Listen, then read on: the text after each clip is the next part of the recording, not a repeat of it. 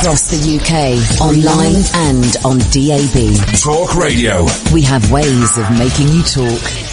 Talk Radio.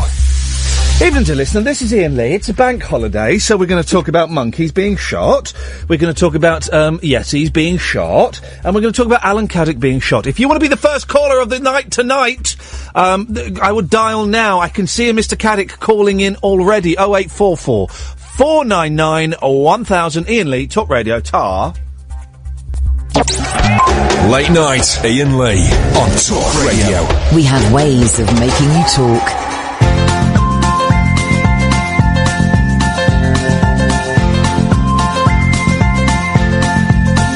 There's a voice that keeps on calling me.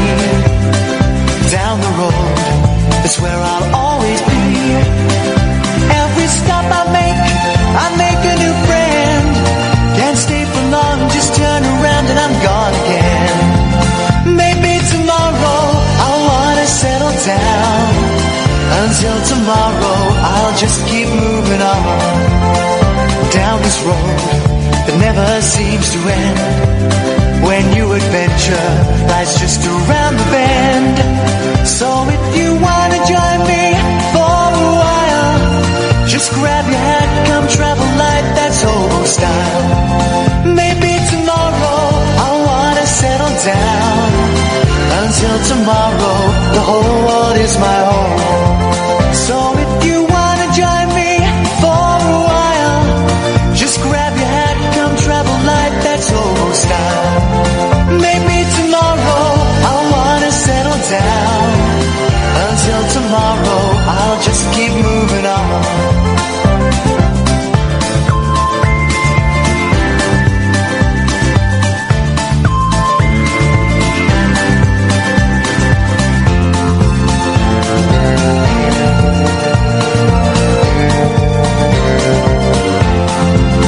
Maybe tomorrow I'll wanna settle down.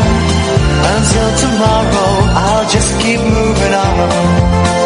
There's a world that's waiting to unfold, a brand new tale no one has ever told. We've journeyed far but you know it won't be long.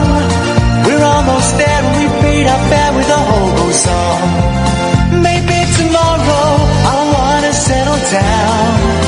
Until tomorrow I'll just keep moving on.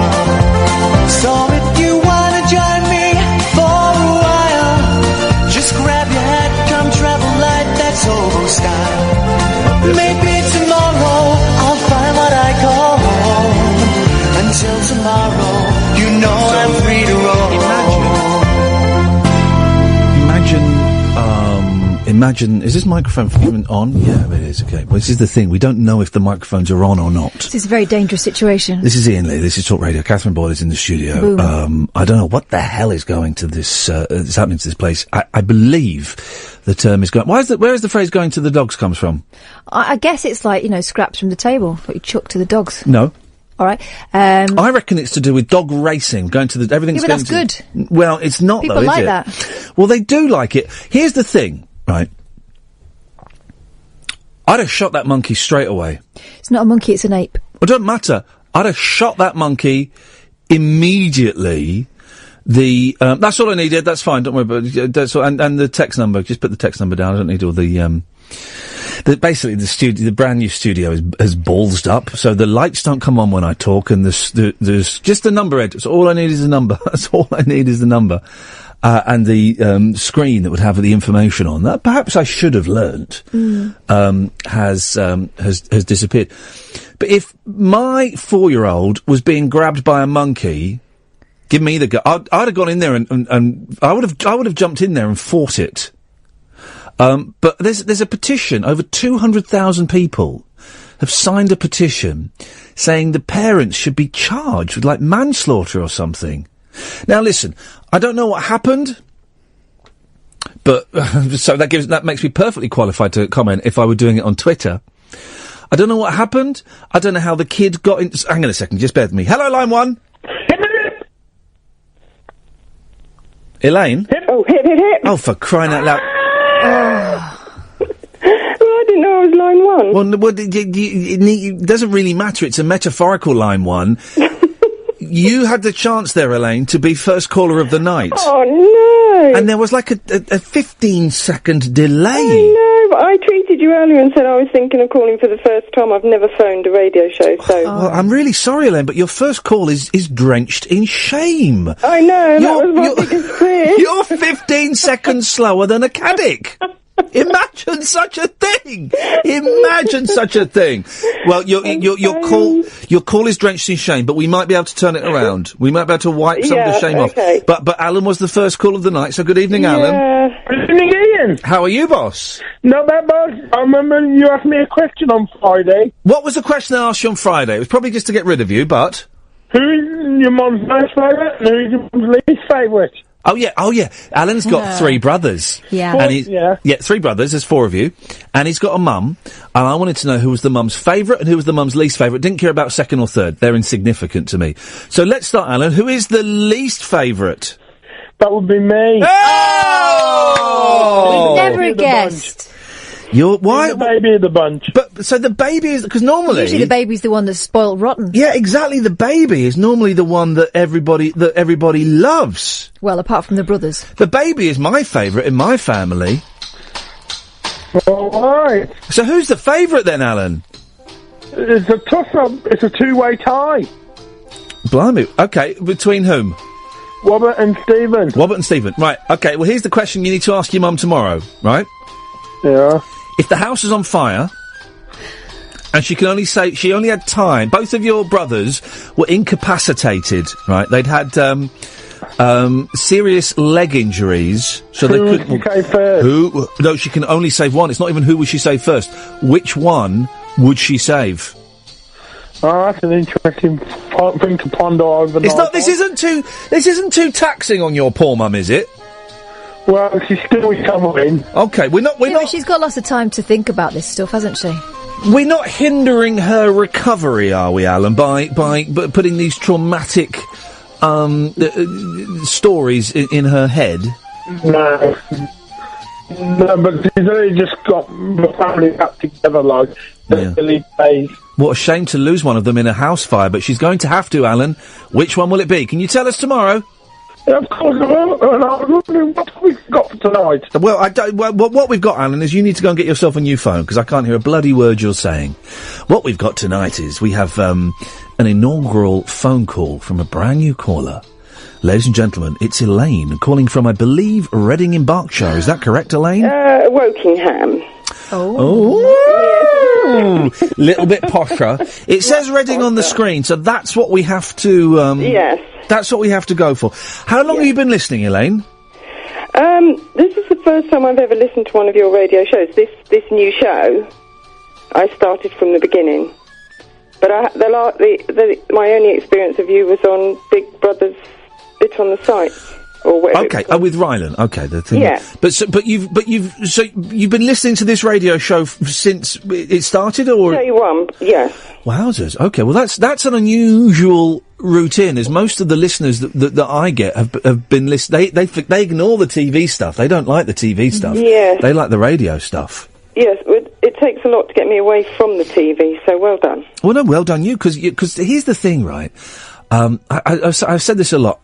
I don't really watch much TV anymore. TV is pretty rotten, isn't it, Elaine? There's nothing really. Oh. Yes. Well, no, but you ummed as though there were stuff on TV. I'm trying to think, what do I actually watch on the TV? Which says it all, really. Well, there's nothing, is there? And do you know what? I made myself, because I've been watching a bit of Netflix, I made myself watch 2 DVDs over the weekend. Our internet was down, and I'll tell you why our internet was down. Everyone's going, can't get the internet to work, can't get the internet to work. Do you know what happened, Elaine? Yes, what? No. No? Yeah, no, what? Catherine, do you know what happened? Someone had pulled the plug out. The dog had chewed the cable. Oh, that little swine. Connecting she chewed the internet. She'd eaten the internet, basically. The dog had eaten the internet. So I had to buy a new internet lead and plug it in. So we didn't have internet over the weekend. It was flipping brilliant. I watched the DVD. I dug through my DVDs and watched the DVD I'd not seen for about 10 years, a documentary about Brian Wilson. And then last night, I was sat there going, whoa, what am I going to do? Oh, and I remembered, Elaine, I bought myself a film in Asda for £3 called Flight 1942. And why was it only £3? Is it because it was so popular they could afford to take the hit? It must be, because it was brilliant, right? It was a time travel film, Elaine. Oh, and things have come on apace since this weekend. You know, I'm writing a book. Yeah. Yes. I'm writing 2 books now. Are you? Yeah. Well. I am. Well, I'm writing one book. I'm writing the book. 2 chapters done now. I need to get a third. Then we can start touting it around to publishers too Is that soon. the Monkeys book? No. Thank you. You reminded me. I'm writing 3 books now. No, you're not. You're actually writing one. You've got 2 in your head. No. Well, I've stopped writing one to write the book, which I've written 2 chapters of. Mm-hmm. But then today I emailed a publisher about the 3rd book, which is going to be all of the greatest, and by greatest I mean all of the worst time travel movies ever. A compendium of all of the worst time travel movies in book form. A small science fiction publisher has expressed an interest in publishing me. He's going to get back to me on Wednesday. Are there that many films that are time travelling? Yes. I've only seen Back to the Future. Well, that isn't even going to be in it. I said in the email, Back to the Future and Terminator isn't even going to be in it. No. Tell you what's going to be in it. Time Crimes. Have you watched it yet? No. Okay. I will. I'll watch it tomorrow. I lent it to Catherine the other day. Because it's in Spanish, so she'll like it. It's a Time Crimes, Predestination, Primer, the Philadelphia Experiment. No. Based on a true story. Philadelphia Experiment is based on a true story, right? In 1942, the Americans were trying to make a ship that was radar invisible. Right. Okay. And this is true story, and the Philadelphia Experiment is a real thing. They may have slightly stretched the story to make it appropriate for a movie, right? But so the Philadelphia Experiment is a real thing, right? Where they were trying to, in Philadelphia, make a machine that would make a ship radar invisible. Now, when they turned the machine on, right, the ship disappeared. Literally disappeared from radar and from the sea. It ended up in like a sort of a portal. But 2 of the sailors. Is this still true? I'll tell you, Elaine, when I think the filmmakers made things up, right? And it's not yet. So the ship's spinning around, and 2 of the sailors jump over the ship, and they end up, not in 1942, but in 1985, by coincidence, the year the film was made. This is where I think they made it up, is one of the men goes back, and one of the men stays there, and then they meet each other when one of them's old or something. Yeah, so the one that went back is going to be old. Something like that. So that's based on a true story. And also, this film last night, Flight 1942. Guess what happens, Elaine? The aeroplane goes back in time. To? World War II. Yeah, what year? 1940. It's called Flight 1942. 42? Yeah. Well, no, it doesn't. It goes back to 1940. That's the confusing thing. It goes back to 1940. It is brilliant, right? And there's going to be a big bit in this book about how the best time travel films are the ones where people accept that they've travelled through time, or they're meeting a time traveller immediately, right? It's like there's always a scene where someone's making love to someone, right? And they go, I've got something to tell you. Oh, yeah, what's that? I'm from 200 years in the future. But while they're doing it? Yeah, there's a lot of that. Flipping out, very trappy, aren't they? I'm from 200 years in the future. And they go, oh, wow, brilliant. And they accept it. You'll accept anything at that time. And in this film, Flight 1942, right, they're on a plane, right, and it's such a good film. They go through a storm, and then they go, and all their instruments are dead, right, except for the radar. Again, the radar. And so they duck beneath the clouds to see where they are, and they see, like the bombing of France by the Luftwaffe, right? Mm-hmm. And then you get loads of dogfights between Messerschmitts and Fokkers, and it's a jumbo jet! And the Messerschmitts are keeping up with the jumbo jet. Messerschmitt can do 348 tops. Jumbo jet 641. I didn't think there was much bombing of France. I thought France just rolled over. Well, maybe it was France. It doesn't matter. They were bombing Italy. I don't know where it was. They're bombing somewhere, right?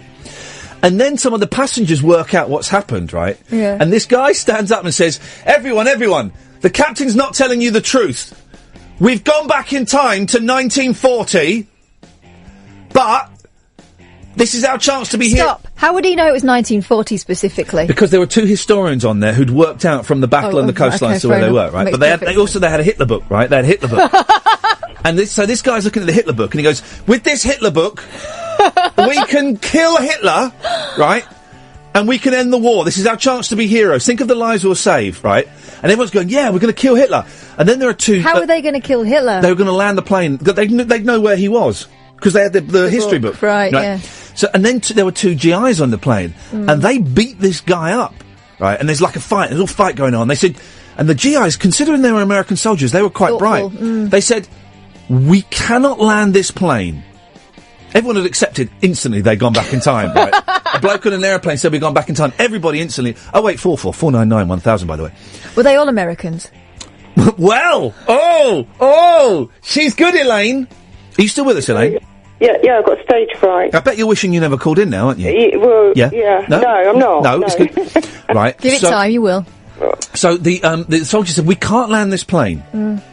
Because if we muff up killing Hitler, and he gets this history book, well then, he'll win the war. He'll have to accept that it's definitely from the future and it's truthful. Exactly, well... Which he will straight away. But then, right, the pilots are on the plane going, we're in big trouble, can anyone hear us? And then you hear this voice going, yes, hello, this is Britain. And it was a kid in the army. Right? What? It was the guy had kids in it, his own kid, right? Kid in the army. And the pilot said, you're going to find this really hard to believe, but we think we've travelled from the future to not... What year is it? 1940. Go, oh no, we travelled from the future. And the kid goes, okay, how can we help? Yep, fair enough. Just accepts it. And then what they do is they drop off, they disconnect the radar from the plane, they drop it off, so they give radar, they think that the pilots think that they invented radar by giving it to the British forces, right? But then who actually invented radar? So it's a paradox. And then there was another storm, and they flew back to the future. And that was the end of that? No. Because there was a mysterious guy at the back, mysterious old guy at the back of the plane.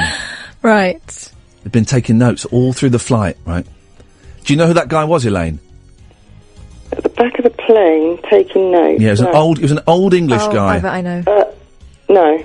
He was the kid on the end of the thing. He was the kid at the end of the thing. I mean, admittedly, he was only about 60, and he would have had to have been like 90 but that was it. It was a good film, Elaine. It sounds like Well, Pony. where did 1942 come into it then? Well, it was Flight 42. Oh. But it's one of those films. Here we go. This is tonight's show. Thank you, Elaine. I knew we'd get there. Films that have different names in different countries. For example, we've all seen the classic James Belushi movie, Filofax. It was on a lot in the 80s and the 90s. Filofax. Guy loses his Filofax, he's screwed. Well, in America it's called Taking Care of Business. Hence the music, Taking Care of Business, at the end. So, that's what we're going to do, Elaine. Oh, I know. I saw one. Go on.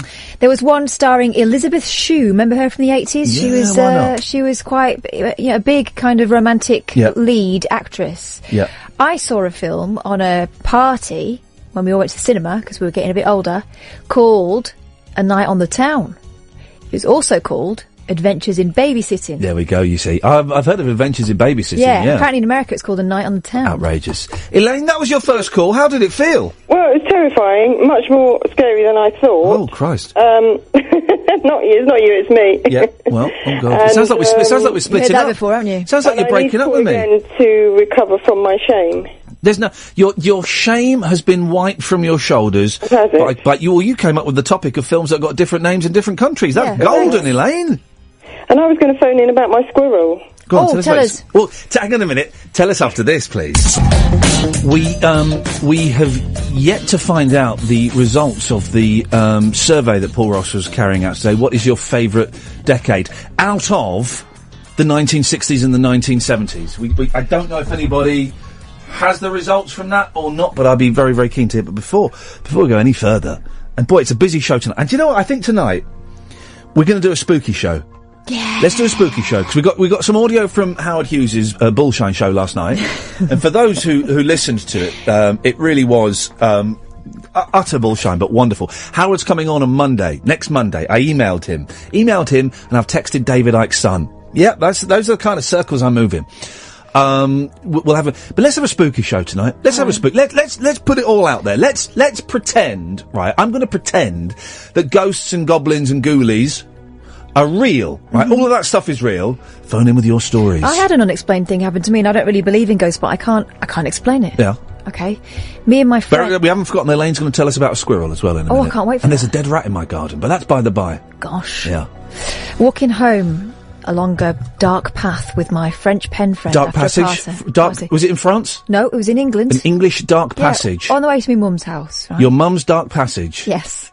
You're walking up, you're entering your mum's... I'm entering your mum's dark passage. Strange man behind me. Yeah, there would be as a queue. Flipping heck. Oh, I've made myself laugh at the I'm glad filth you're of laughing. that. You won't be laughing in a minute. That's a filth of that. Go on. So we're walking along. This fella's behind us, and he's getting closer and closer, and he's just a bit too close. Yeah. So we're about 13. Me and Celine broke into a bit of a jog. He started running as well. Yeah. Terrifying. Yeah. At this point, we're running along this path, and there's nothing. There's no way back from this path. You'll be able to see for a good, I would say, 200 metres. Okay. Right. So we finally get to my mum. We leg it, and he's right behind us. We can hear him right behind us running. Was it you? Then we turn around when we get to the front door. No one there. And he'd been sort of proper bearing down on us. Those paedophiles are very, very quick, and they hide in plain sight.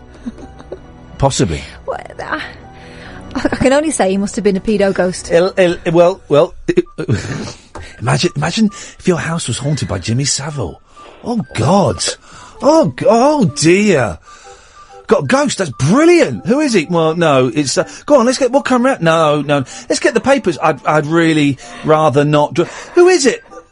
We're being haunted by Jimmy Savile. Oh, blimey.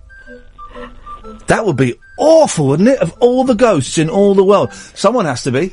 0844 499 1000 is the phone number. Ever been haunted by Jimmy Savile? Tell us your haunted stories or your squirrel stories, Elaine.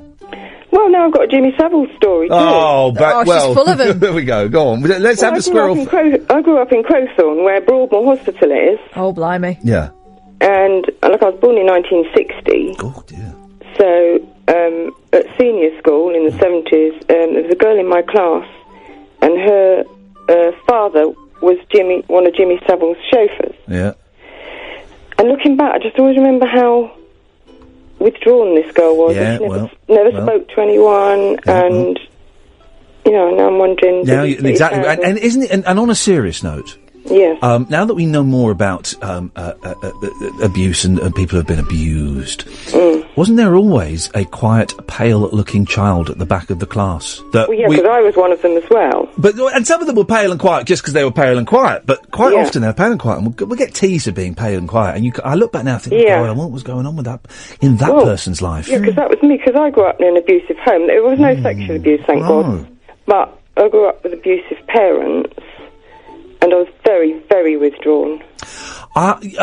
When you say abusive, what do you mean? Like verbally or physically? Verbally, emotionally, spiritually, I like to say, because it's almost like they tried to destroy my soul, And school was a terrifying place for me because I couldn't socialise, I could barely speak. Did you get teased for being that quiet kid? Because I must admit, in primary school, I teased kids for being the quiet kids, as kids do. Funnily enough, I didn't, and I used to think, why aren't I getting bullied? Because I should be. And I wasn't really. I think I was so quiet and that you're invisible. They literally couldn't see me. Yeah. But when I did notice this girl was quiet also, maybe that's why I noticed her, because... Yeah. And looking back, though, she didn't really connect with anyone like I didn't. And with that closer connection to Savile, you kind of have to wonder if there was something, highly inappropriate going on. Going on with her, because he had contact. He could have had contact through...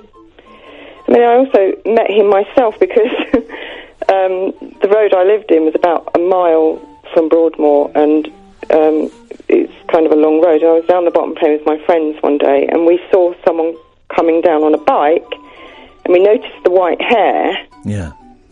And I remember saying, that's Jimmy Savile, because you thought he was great then if you were a kid. Yeah, of course, it was Jimmy Savile. He was a hero. He was like Father Christmas, wasn't he? Flipping out. And he cycled right down up to us. I think there was me and two of my other friends, and he just sort of...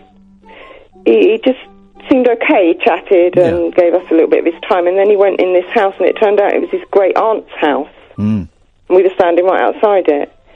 So, of course, looking back, it wasn't an opportunity for him to, you know... Yes, to have his evil way. Blimey. Does make you think, doesn't it? About, I mean, I've said this before. I've got a lot of shame around my behaviour in school because I did even in grammar school as well. I was a bit of a bully. I was in the middle of the bullying chain, so I would get bullied by the kids older than me, and so to cover up my shame and self-hatred, I would bully other kids, and I did some really, really, really horrid, nasty things. Which is what happens, doesn't it? But I had zero confidence. I think you need a bit of confidence to do that. Well, well, it's a weird mix of low self-esteem and arrogance combined. And it comes out, for me, it came out like that, and it's horrible. Elaine, are we gonna get to the squirrel story? This is a great first call, by the way. The squirrel, my cat brought a live squirrel in the house Friday morning. Yeah. It's been sleeping in my son's bedroom. This will be the fourth night tonight while my son sleeps downstairs. I've spoken to various, what do you call them? They get rid of the rats and the vermin. Pest controllers. Yes, thank you. Yeah, we go. For advice, and apparently they will go out an upstairs window. So I've got a sash window, so I opened the window the very first evening. This guy said, just sit outside with a drink and you'll see it come out. Of course, it didn't leave. Oh. So for 24 hours it hadn't eaten or drunk the next morning, and it was going, ooh, like that. That sound rings a bell. Keep listening, because we've got audio of a very similar sound coming up later on. We really have. But... Yeah, this was a squirrel. So I opened the window 6:30 in the morning. I thought, it's starving now. It hasn't had a drink. It's bound to leave. Yeah. No, must like... Did you never think of stoving its head in with a brick? Oh, Ian. No. Or like that monkey, shooting it? I did consider getting them in to shoot it with a pellet gun. Yeah. But then I thought, okay... I've got to give it a drink of water now, because I felt so bad. Did you give it a cup? No, I gave it... I'll tell you what, my son tried to pick it up the first morning, and it ran up his arm, and I've since been told they go for the face. Yeah, of course, the face or the balls. Well, I'm okay there, so I went in the room and tried to move it at one point, but I didn't have the window open, and it ran up the wall, ran up the curtain, and then went under a unit, and... So is it? Hang on. Is the squirrel still in your house? It's still in my son's bedroom. How long ago was this? Friday morning. Oh, mate, flipping it. It's going to die in there. Well, or breed, or it could be pregnant. It could be. It wouldn't die. It could be pregnant. It could be having babies. I know. So I've got the window open all night tonight. Well, it's actually come out now and eaten. I put some peanut butter down. Mate, it ain't going nowhere. It's a lodger. It's staying. It's found somewhere warm. It's sitting in your son's bed watching the telly. No, we've brought the mattress and the bedding down, so he hasn't got the luxury of that. You've moved out of your house and home because there are squirrel squatters have taken up residence there. Elaine, listen, as the first call goes, that was brilliant. Thank you, Elaine. Well, I hope we get to speak again. 0844 499 1000. You can't, I don't think you're allowed to move squirrels, are you? Yeah, you are. It's bats you can't move. Well, they're similar. Some squirrels can fly. Well, they don't fly. They have wings, though, don't they? Some squirrels have wings. They've got bingo wings. Yeah. Did miss the table there. We're going on a bat hunt at the weekend. Oh. Saturday night. When it gets, we got woods near us, right? And I know there's some trees where some owls live in, so we're going to go there. It gets dark about 9. So at 8:45, we'll go over there with torches and sandwiches and, like, chocolates and stuff. And we're going to go for a walk through the woods and try and find some bats and owls. Sounds like a good idea. You're not invited. Well, it's the public woods. Well, you don't know what entrance I'm going to use. Okay, so tonight's show, it's Monday, it's a bank holiday. I was expecting no phone calls. We got loads.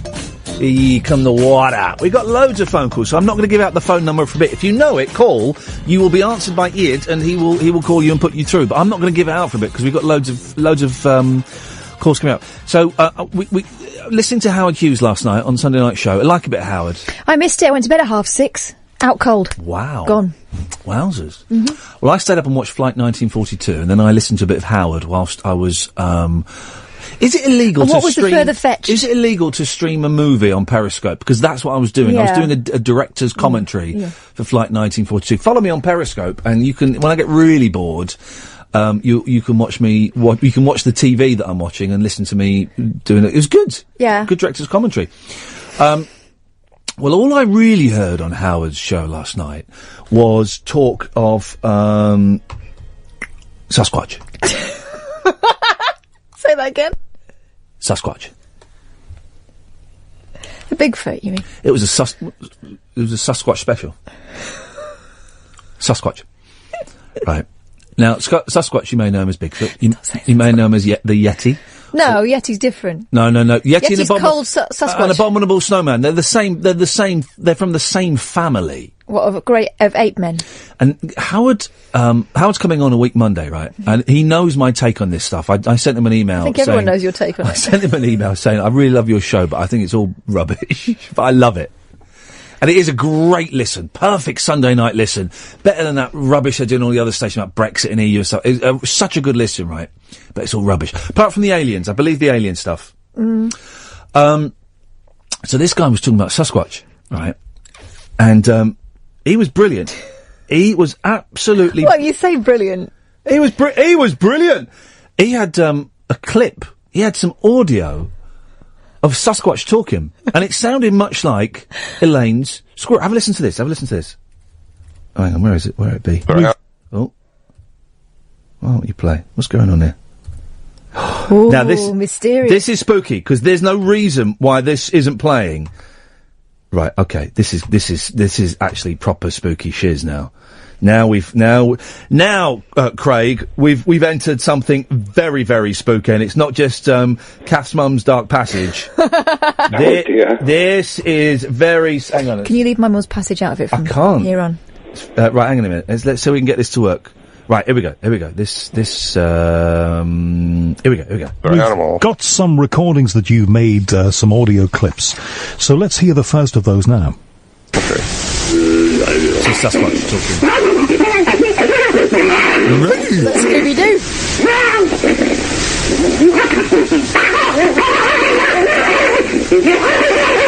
This is actually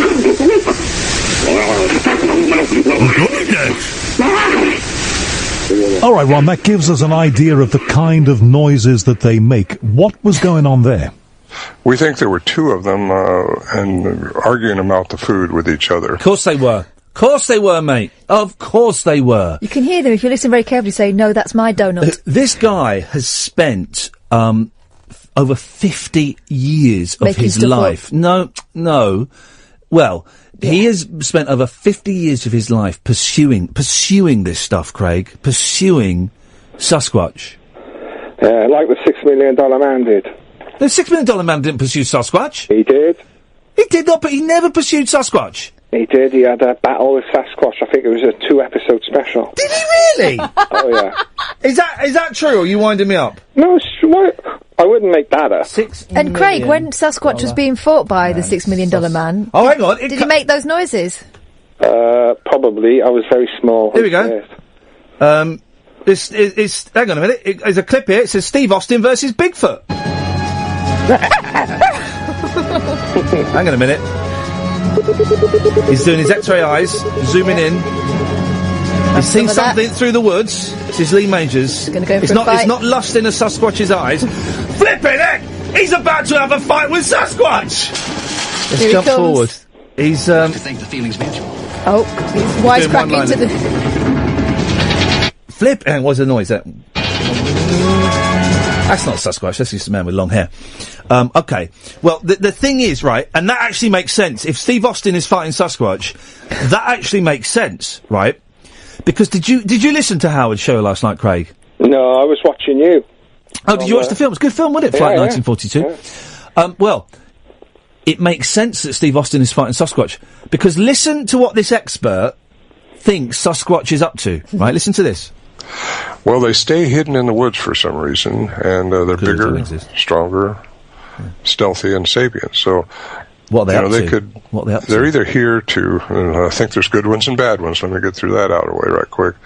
But they're either here to help us or to war with us. They're either here to help us or to war with us. To help us with what? with our sentence construction. They are here to war with us, Craig. Sasquatch is here to war with us. So the $6 million man, in many ways, it was probably, that episode was probably written by the Illuminati, trying to soften us up for when the actual war between human versus Yeti takes place. Scared me, for sure. Well, it's meant to, mate. It's meant to. Just think, in 20 years' time, right, we'll all be slaves to our Yeti masters. We'll all be enslaved to the Yeti masters. That's going to happen, Craig. And it's your fault, basically, is what I'm trying to say. It's your fault. A twist on Dawn of the Planet of the Apes, then. Yeah, exactly. Twist on it. Twist on it. This is actually what's going to happen, mate. We're all screwed. What are you called in for, Craig? So, I was going to talk about sci-fi movies. Yes, why the hell not?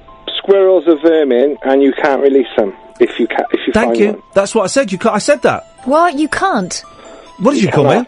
You can't? Oh, no, you can't. But you have to kill them. Well, you just can't. Technically, if you find an injured one, you can't release it back. Technically, you're not allowed to kill them either, are you, Craig? You need a licence. So they've got to live in your house forever? Yeah. Well, I think you phone pest control and they kill them. Now this sounds like a ruse cooked up by the squirrel catcher. What are you talking about? You think Well, grey squirrels, they don't mind the red ones. But grey squirrels are invasive, aren't they? The grey squirrels came over here and gave the red squirrels AIDS, didn't they? They did, didn't they? They punched their lights out. Didn't they give them AIDS or something? They did. I'm sure the grey squirrels came from America, and they gave the red squirrels AIDS. And I didn't killed know them there all was out. any AIDS involved. Something like that. I thought it just got a bit punchy.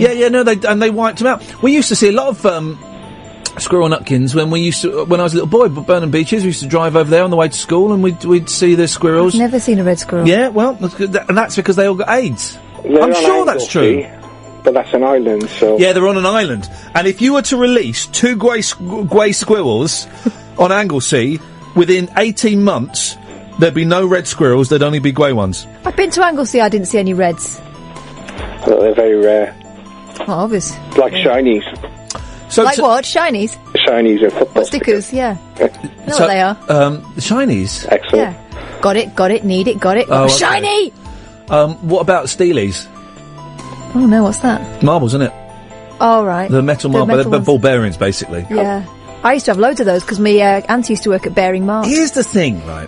Here's the thing. We don't talk about school on this show very often, but we had seasons. Remember seasons at school? She'd have conquer season. Obviously that's decided by God, right? Conquer season. But then we had marble season. And marble season, I think, was in the run-up to summer. And just on one day, without any words, all of the kids would come in with marbles. Yeah. And we had like a brick wall in the middle of... it was like a...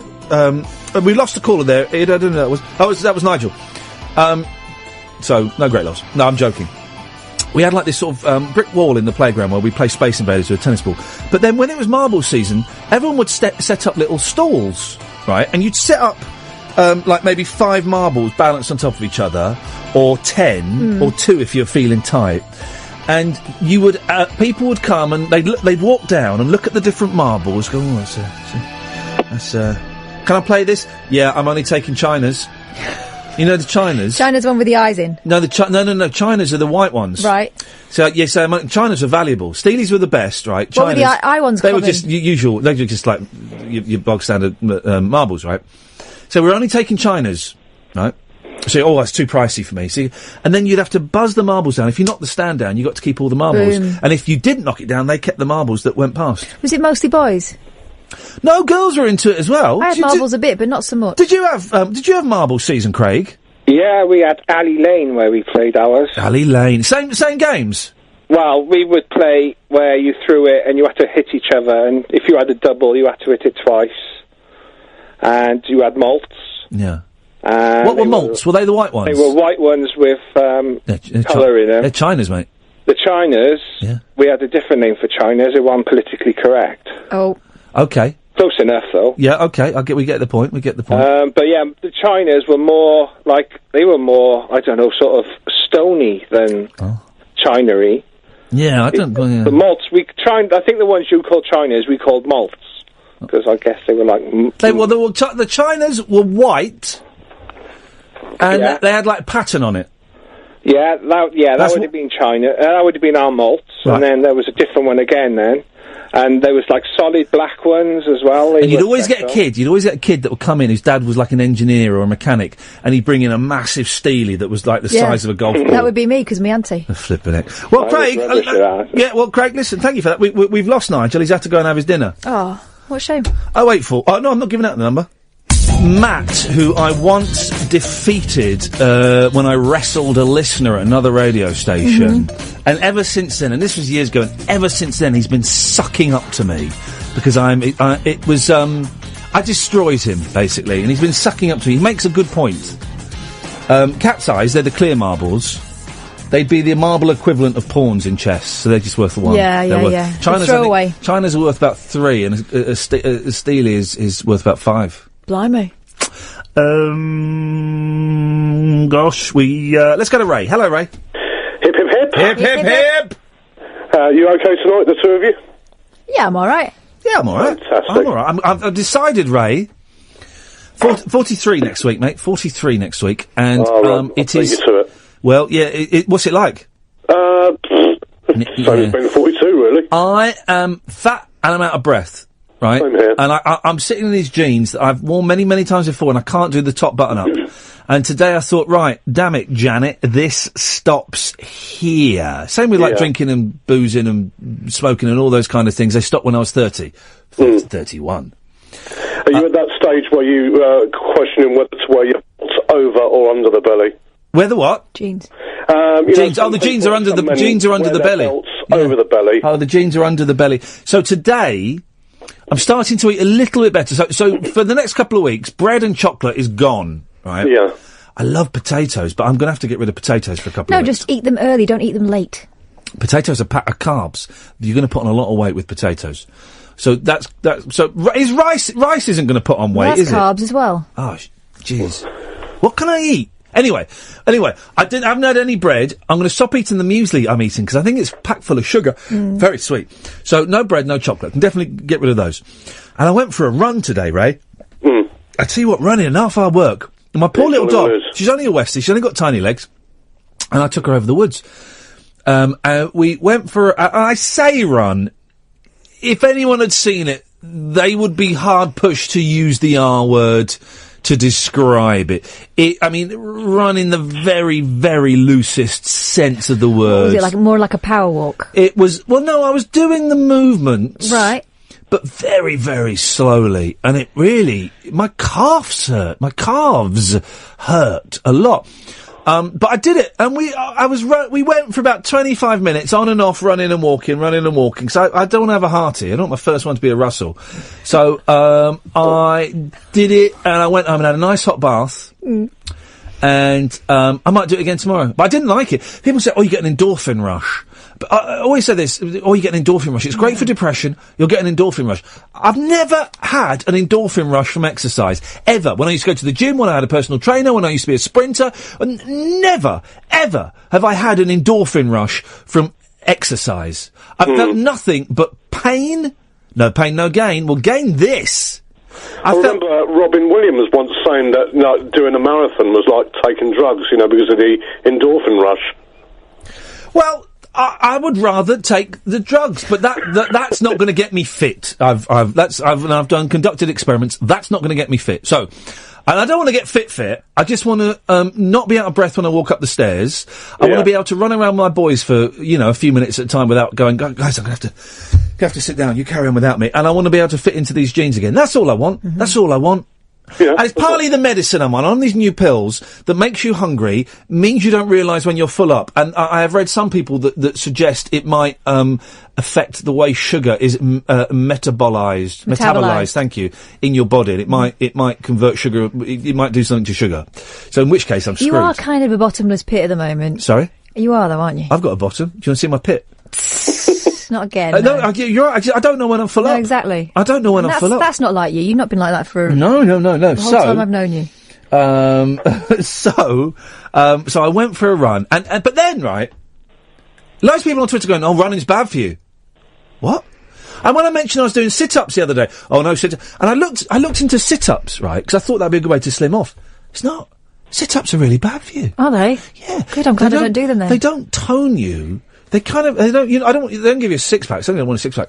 But what they do is they kind of make like a round bulge. Oh. That's what they do to you. So I was doing sit-ups for 2 weeks. It's pointless. So what the hell am I supposed to do? What the hell is wrong with this country? Stop stuffing your Bloody face. Poles coming over here and stealing all of our work and all of that stuff, and now I'm getting fat. Anyway, Ray, what did you call in for? Films with different names in different territories. Yes, sir! Right, do you remember back in '84 there was a film Breakdance? I remember now, that was Electric Boogaloo, wasn't it? Breakdance 2 was also known as Electric Boogaloo. Breakdance 2, Electric Boogaloo.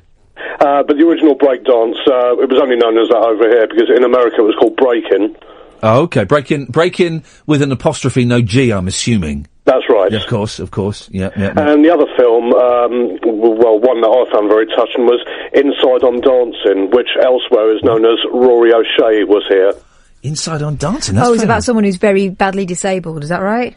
Yeah, the guy with, where he can only move his fingers. Okay. I watched a brilliant documentary about, I think it's Canongate, which is the film company that made Electric Boogaloo. And they made, if you can think of a crap film from the 80s, they made it. All the Chuck Norris films, a couple of Richard Chamberlain films. I think Condor Man was Disney, I think. And it's such a good documentary. Basically, these two Israeli guys who'd made a fortune in Israel with like these cheap sort of Porky's type comedies, and then they came over here and with very little budget and just massive cojones, they kind of bluffed their way into the film market. And it's just when videos were taken off as well, and they made so many films, and then they fell at they might have been brothers, or they were certainly business partners, and they made, for like 10 years, they made millions of dollars making all these films, and made a fortune, right? Like Jean-Claude Van Damme films and stuff like that. Real low-budget stuff. Really excellent films. The popular stuff with me, basically. And, then they kind of went they fell out, right? And they went their separate ways, right? And, that was it. Blimey! Sorry? Hello? Sorry. What, hello? Yeah, I'm here. Can you hear me? Yeah, we can. We heard everything. We heard everything, Ray. Sorry, mate. You didn't even try and sneak it out. It was done with gusto. Good Lord. I'm assuming it was you, not the missus. You really brought the tone of the show down now. Gosh. You're a very gassy man.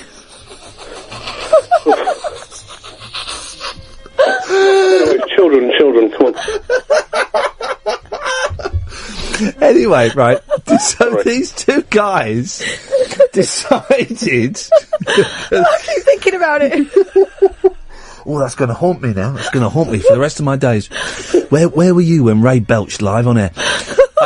So these two guys, right? They both had they wanted to make a film about a new dance craze that was spreading the world, right? Called the Lambada, right? Forbidden dance. But one of them had bought the rights to the title Lambada, and one of them had bought the song The Lambada. Like Koyomi? Why not? Japanese fella, was it? Okay. So they rushed. Oh, I spat at you then. They rushed to release their film. So one was called Lambada, but didn't have the... And the other one had... But didn't have the word Lambada. Right. They were both pony. But I remember those films coming. Anyway, it's a really good documentary. Ray, thank you for that. Thanks for everything. Yeah, thanks for everything, Ray. Enjoy your meal. We did. Oliver's on the line. Good evening, Oliver. Hello, how are you? Good, thank you, Oliver. A little bit shocked, but good. What have you got for us? No, just, you remember the thing you did at Hertfordshire Uni? I was one of the guys who followed you into the coffee shop. Oh, yes. Oh, yeah, now remind me which guy you were, Oliver. I was the... Glasses. One. Yeah, with glasses. Not the one who worked at the Students' Union. No, the one with glasses. Is there any chance you could take us off speakerphone? Oh, sorry. Yeah. No, it just sounds a bit pony, that's all. from Aaron. Oh, Oliver was one of the people that has come and heard us give talks and stuff. And well, thank you, Oliver. You looked after us wonderfully that day. Oh, well, I didn't really do anything. That's true, actually. You did nothing. You were terrible. Now I think on it, Oliver, you were pretty. In fact, it wasn't that was he was the one I was slagging off when we left, wasn't it? Bare minimum, Oliver. Bare minimum, Oliver. What have you got for us, Oliver? Oh, not much. Well, you mentioned that you're trying to lose weight. Yeah. No, because I'm a bit tubby as well, and I'm trying to do the same thing. It's hard work, isn't it? Yeah. Well, it's the weight. It's basically you got to eat less and walk more. And that's it. Well, yeah, eat less than the amount of calories, than the energy that you. See, already you're bringing science into it. I don't want science. My brain can't handle science. It's just addition and subtraction. It's like, so an average person expends about 2,000 kilocalories every day. Oh, you're losing him. What the hell? How much? What can I eat in 15 seconds? What can I eat and what can't I eat? Just not too much.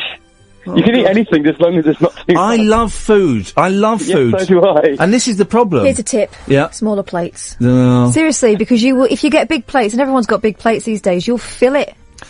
I nearly said something what I was going to say was, Oliver, we've got to move on. Thank you for that. Do call again. I was going to imply I was going to punch you, but what I was going to say was, I'll fill you in a minute, and that sounds outrageously rude. Talk Radio. This is Iain Lee, this is Talk Radio. Amelia and Az, stay there. If you want to give us a call now, bless you, now would be an excellent time to give us a call. Let's give out the phone number for the first time this half an hour, shall we? 0844 499 1000. 0844 499 1000. We will call you back. I'm Iain Lee. This is Talk Radio. Late night, Iain Lee on Talk Radio. We have ways of making you talk. Well, I'm not the kind to kiss and tell, but I've been seen with fire up. I've never been with anything less than a 9. So fine, I've been on fire with Sally Field, gone past with a girl named Bo, but somehow they just don't end up as mine. It's a death-defying life I lead. I take my chances. I die for living in the movies and TV. But the hardest thing I ever do is watch my leading ladies kiss some other guy while I'm bandaging my knee. I might fall from a tall building, I might roll a brand new car, 'cause I'm the unknown stuntman that made Redford such a star.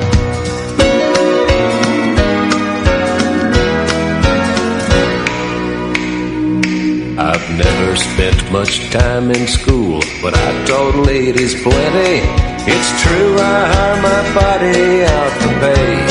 Hey, I've gotten burned over Cheryl Teague's, blown up for Raquel Welch.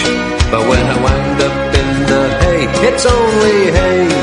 Hey, I might jump an open drawbridge or Tarzan from a vine, 'cause I'm the unknown stuntman that makes Eastwood look so fine.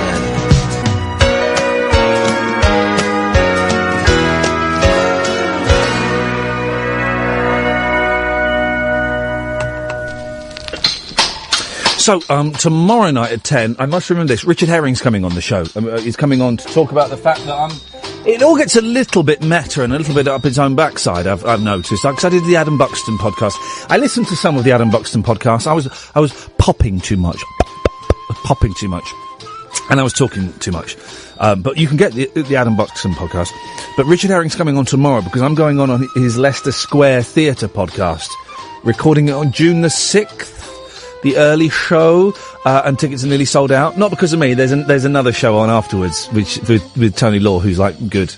So that's what the tickets will have sold out for. I'm dreading it. So if you do come down, and if you fancy it, I'll try and stick around. I think there's an interval, and I will try and stick around. And if you want to have pictures done and stuff like that, I'll do that. I kind of have to nip off because that means I'll get here about 9, half 9. Oh, you coming, Boyley? You got work to do. You can't make it. That's such a shame. Oh, that's a real shame. Never mind. You got work to do, mate. You got to stay here. and do that. So anyway, tonight's show, what is it? We are talking, well, we're kind of a bit spooky tonight, a little bit spooky. If you were listening to Howard Hughes last night, I'm Howard Hughes. I know we need to work on that. He's brilliant. He's on the show next week. But his guest talked bullshine, and we heard about Sasquatch wants to start a war with us. The Yeti is going to start a war with us human beings. That's going to happen. So your spooky stories. What else? I was just talking about whatever happens, really. I've got some bits and pieces, but 0844 499 1000. Amelia, stay there. Az is on the line. Evening, Az. Yo, evening. Hip, hip, hip. Hip, hip, hip. As you were, Ian. Thank you very much indeed, sir. Is Kat still there? She can hear you. She's through the glass, though, editing the podcast. Ooh, I was just going to say, buenas tardes, Kat, ¿cómo estás? But she can't reply to me, so I'll just assume bien. She's nodding, yes. No problem. Not a problem. I had a spooky story for you. Okay, let me get them. In that case, we need to get some... I need the spooky music. Well, you can get some spooky music. Hang on a minute, I've got to find it, because I've got loads of windows open here. Hang on. Is this I it? check my road in the morning. No, that's not it. I'm scared. Hang on. No, hang on. What's this? No, that's not it. Yeah. Ah! Bring it. Nope. It's just a number. I'm 18. She's 30. Does that make me dirty? It's there somewhere. No, that's the wrong answer. I check my road in the morning. No, that's the wrong answer. I check my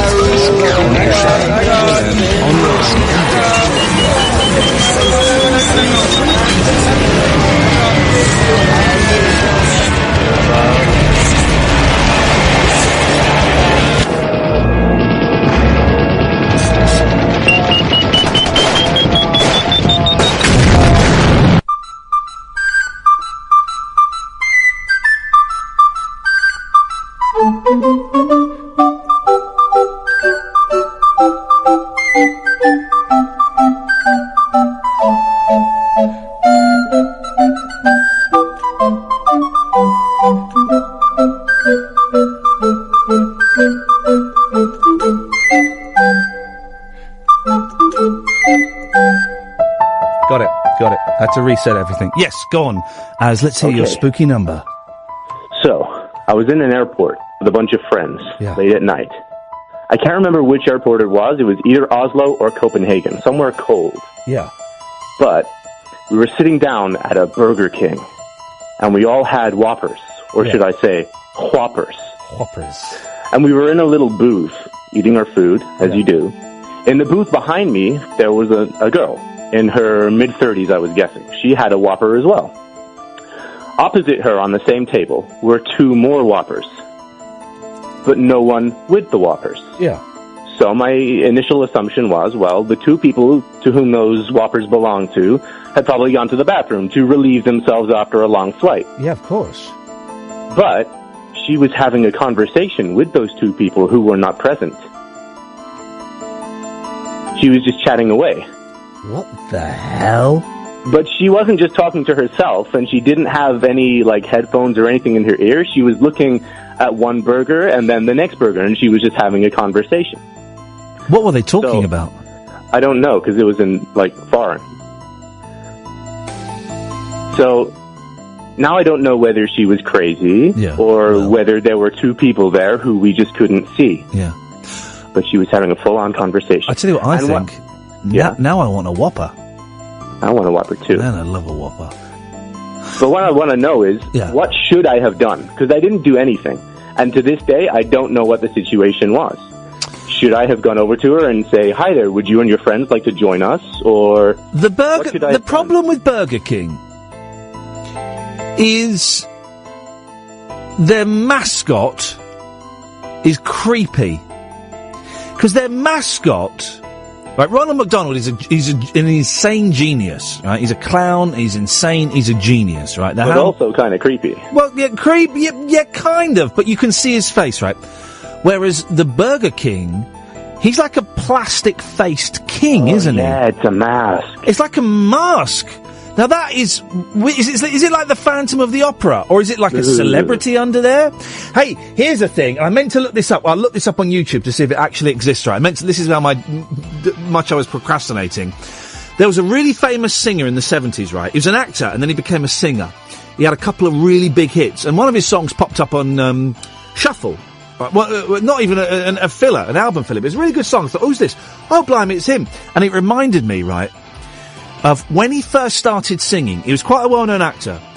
When he first started singing, his first few television performances, he wore a balaclava, right? Because he wanted the music to sell itself, not his name. Catherine's shaking coffee beans. No. I am sure. Let me have a look. I'm going to type in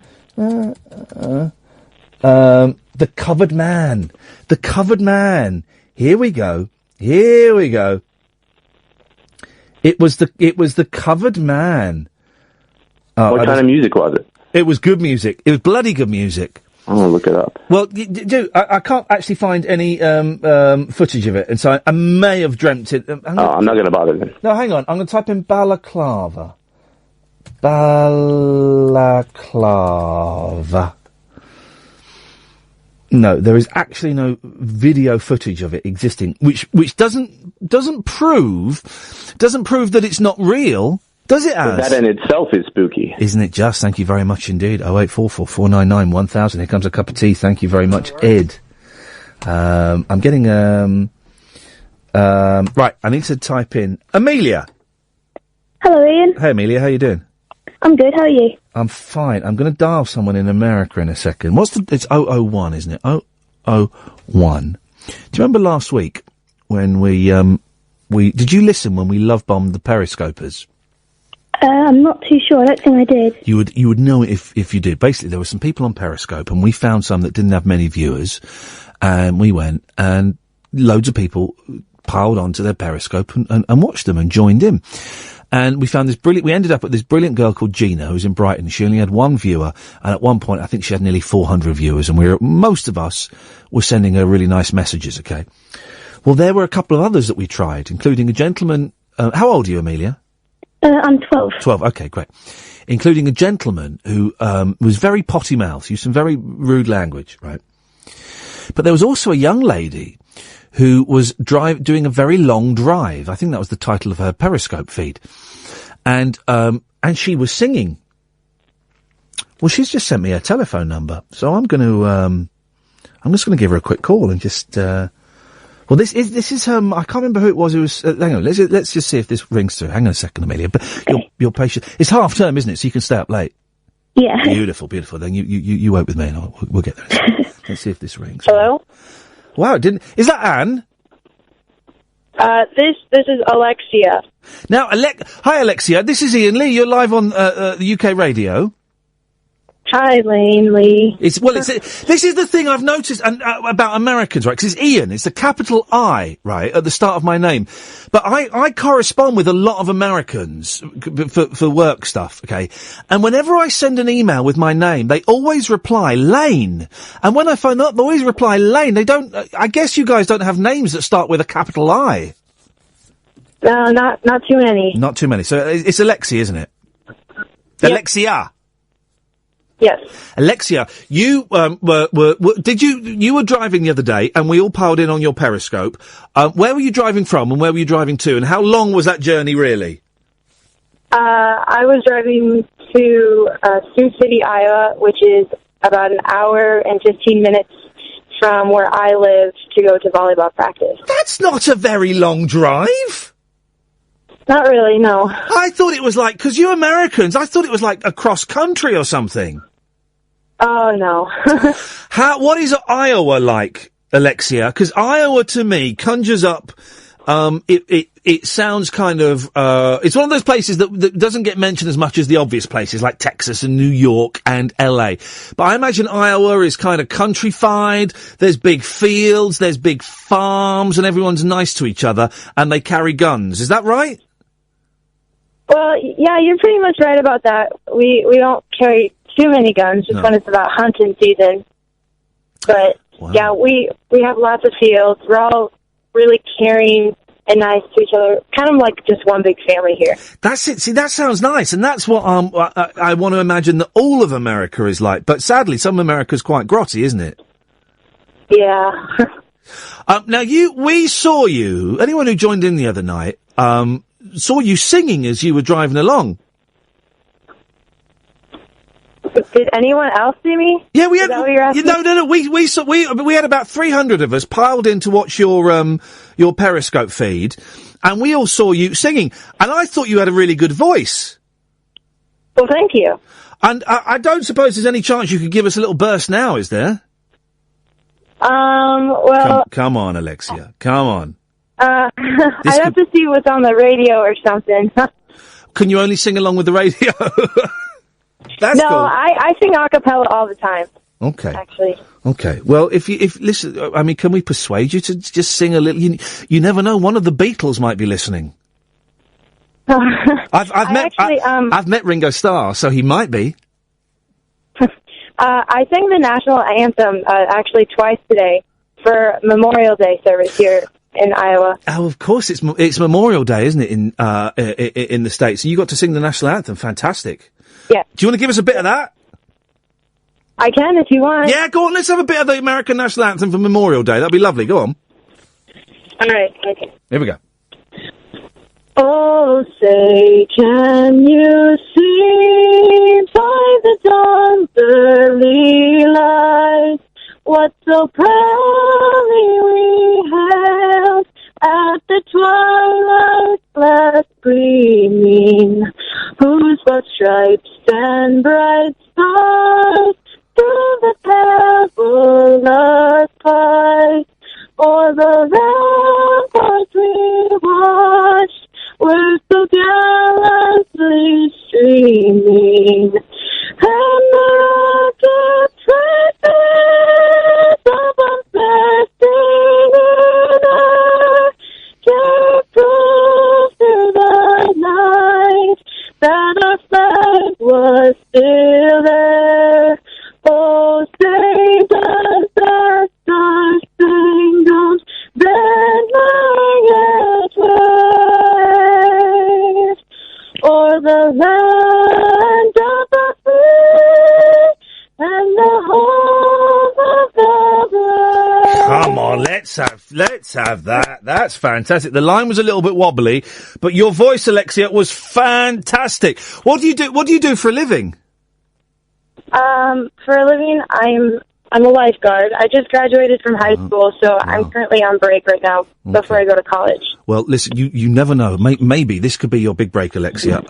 You never know. Hey, listen, thanks so much for getting in touch and sending us your phone number, and thanks for being a good sport the other day. Well, thank you for having me. Absolute pleasure. Anytime, Alexia. You've got your follow me on Twitter. Anytime you want to get in touch, just give us a quick buzz. Thank you. Amelia, stay there. Come back to you after this. So, I said there was a famous singer who, he was an actor and he didn't want people to recognise him. I got it slightly wrong. He covered his face up before he was a really famous actor because he didn't want people to be distracted by his good looks. Someone's just sent me, oh, hang on a sec. Oh, hang on a minute. Hang on, got that. Jack has sent me this. Here we go. Listen to this. Many girls and many guys computer. Life is such a Let me go back a bit. Hang on a minute. This is where he explains what's going on here. David invented a bizarre new persona to boost his profile. I am the covered man. Many girls It's a man singing in a balaclava. complain that life is such a task. The idea was that I didn't want to be known for what I looked like. I want to be known for my music, and I did it. 'Cause I'm a man who has to be free. I thought, this is a fantastic angle. What does he really look like? Is he hideous? Is he deformed? Why is he doing this? It's so hilarious to think that there was a handsome guy underneath this hood. Very handsome guy. Who was the singer? David Soul, of course. David Soul. Amelia, we've kept you waiting far too long. What have you got for us, Amelia? Well, Ian, I have a scary story from when I was about 3 or 4 years old. Oh, hang on. We need the spooky music. Oh, I'm all over the place on the computer. Here we go. Go. Yes. So, Hang on a minute. When you were 3 or 4 years old? Yeah. How can you remember that? Yes, it was only 9 years ago for you, but still. It was really scary. But people can't remember the 3 or 4. It's something I just remember because it was such a really scary thing. All right, carry on. In that case, continue, Evu. Continue, Evu. So I was about 3 or 4 years old, and we lived in this flat. And every night there'd be like a thump or something would go on. Yeah. And one night my mum was taking me to bed. Yeah. And on the stairs was this shadow. And it was like it was a shadow, but it was very visible. Yeah. A visible shadow. Yeah. A visible shadow. It was like black. Yeah. And it had, you could visibly see its face and eyes and everything. Whoa. And I'd say, Mum, it's a shadow, it's a shadow. And then it would just fade away into the wall. Yeah. And this carried on for loads of nights. My mum and my brothers and my dad could never see the shadow. And but sometimes at night they would hear whispers in their ears saying, "Help me." Oh my gosh. And there was this night when it kept on coming to my room at the door. Oh yeah. I kept on saying, "Mum, please, can I go to another room?" Yeah. And she'd let me go into my bed, let me go into her bed. And so she went downstairs to watch TV, and I was still up in the bed. And the shadow came fading through the wall. And it would just fade in and fade out again. Anyway, so I'm listening. Hang on. Russ, you listening? I'm listening. Russ, I'm scared. Russ, hang on a minute, Amelia, one sec. Russ, what the hell are you doing putting us on speakerphone? Because I always do when I'm on hold. Well, you're not on hold now, you're on air. Yeah, you caught me unawares there. Fantastic, thank you. I'm scared. Right, carry on, Amelia. Got me and Russ listening. Two old men are scared now. So a few nights later, I was in my own bed, and I woke up in the middle of the night because I needed a drink, and on the ceiling above me was this big shadow again. Yeah. And the eyes, you know, them big light bulbs which light up yellow, and it looked like they were in these massive eyes. Light bulbs? Yeah. Yeah. But you were 3 when this was going on? 3 or 4. What? Okay, go on. And the brightness was like light bulbs showing through the eyes. Yeah. And the fingers were wide apart, so it was easy to see. Yeah. But it was still a black shadow. Yeah. This shadow would appear anywhere. Appear in the living room, on the stairs, on the wall ceiling. And one night, my dad was downstairs making tea. It was like 1, 2 in the morning. Yeah. What was your dad doing drinking tea at 1 or 2 in the morning? This is a very, I'm going to be honest, Amelia, this is a very suspicious family setup you've got there. 3-year-old seeing shadows made out of light bulbs and dad's drinking tea at 2 o'clock in the morning? The eyes are made out of light bulbs. What the hell is going on with you, woman? Okay. He was downstairs making tea and the door slammed.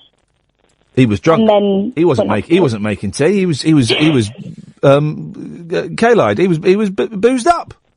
No, he wasn't. Oh, I think he was drunk. He was slamming. Well, maybe it was Mum and Dad having an argument. They were slamming doors. What was the slamming doors last night, Mum? Oh, it was a ghost. It was a ghost. You weren't having an argument? No, it was definitely a ghost. Oh God. Have you? Do you still live in the same house? No, I moved ages ago. Oh, right, well, okay. Have you seen any ghosts since? No, I don't think so. No. Well, I'm not. Hey, do you go to the theatre, Amelia? Yeah. What do you go and see? Just normal theatre stuff. Well, like what? What was the last theatre thing you saw? Play, I think they call them, don't they? Yeah. What was the last play you saw? The Woman in Black. Oh, that's proper. Now that is supposed to be spooky, isn't it? Yeah, it was really scary. I have only ever seen one play that scared me, and I can't think what it was called. It was the guy starring in it. I think he wrote it. Is the guy, one of the guys behind Darren Brown, not Andrew O'Connor, the other one. He's a really good actor, and it was loads of ghost stories. It was called Ghost Stories. There we go. I think it was called Ghost Stories, and it was proper scary, really. I mean, proper, like, you know, whoa, this is a little bit dark and twisted. All right. Well, thank you for sharing your story with us. No problem. Cheers for calling. Thank you, Amelia. Yes, Ross. I can't play your music, Ross, because my computer's just crashed. I'll let you off. I know you're having them teething problems with the new studio. You know, these things happen, Russ. What you got for us? Well, can I just say how impressive these young callers are that you keep getting? Well, they're more coherent than the oldies. Yeah. Aren't they? That was a great call from Amelia. Puts me to shame. You know, there are quite a few of them. Well, these things do. Yeah, very good. Very impressive young lady. Well, I just rang up for a bit of banter, really, a bit of chat, and thought you can put the computer back on now, please. Thank you. Well, I'm trying. I tell you what I bought today, because it's half term, right? 0844 499 1000. I tell you what I bought for the boys, because I'm going to have the boys on Thursday and Friday. I went online and got some Vankers. Some what? Got some Vankers. What are they when they're at home? Oh, Vankers. They're a make of kites, right? I was going to buy some kites. Oh, right. I want to buy a kite, right? I was looking through them. I didn't know you choose a good kite. And then there's a kite made by a company called Vankers. And I thought, well, I'm totally going to get myself a Vanker. Just literally for this 2 minutes of radio. They were cheap. I don't know if they're any good, but I can now officially say I bought a Vanker today. Watch the overhead cables. Oh yeah, we've all seen those horror films from those public information films. No, when I was out running today. I saw a family with a kite, and I thought, oh, yeah. Now, and the thing with kites, right? Buy cheap kites, right? Because I remember years ago, I had a stunt kite. I could never get it up steady. But then a couple of years ago, we bought for £5 a Thomas the Tank Engine kite, right? It was £5. It would go up at the drop of a hat. Seriously, if you blew on it, it would start flying. Cheap kites, it's the way forward, Russ. I had a nice one years ago. It's called UFO Sam or something. I don't know. My nan bought me it, and it was like made out of foil, and it was like oval shaped. Yeah. And once it get up in the air, it actually whizzed round. It had got like pivots. I don't know where it came from, where it went, but it was dead cool until it snapped and went flying off down the beach at real seafront. There's something inherently satisfying about flying a kite, and I think Thursday, if the weather's any good, we're going to go and fly a kite. Then Saturday night, we're going to go over to the woods, just as it's getting dark. We're going to go on a bat hunt and an owl hunt, because I know some trees where the owls live. So we're going to go and watch them. That's what we're going to do. That's the plan, Russ.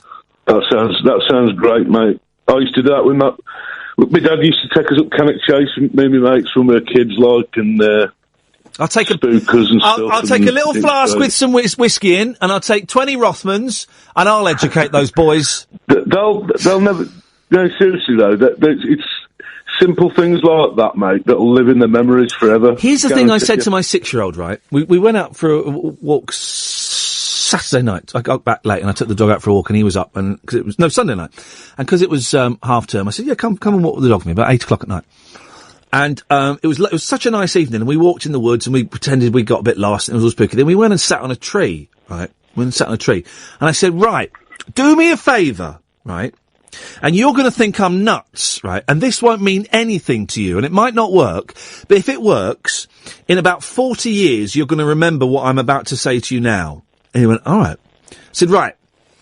We'll lean against this tree." I said, "Right, I want you to feel what the tree feels like on your back and on your bum, right?"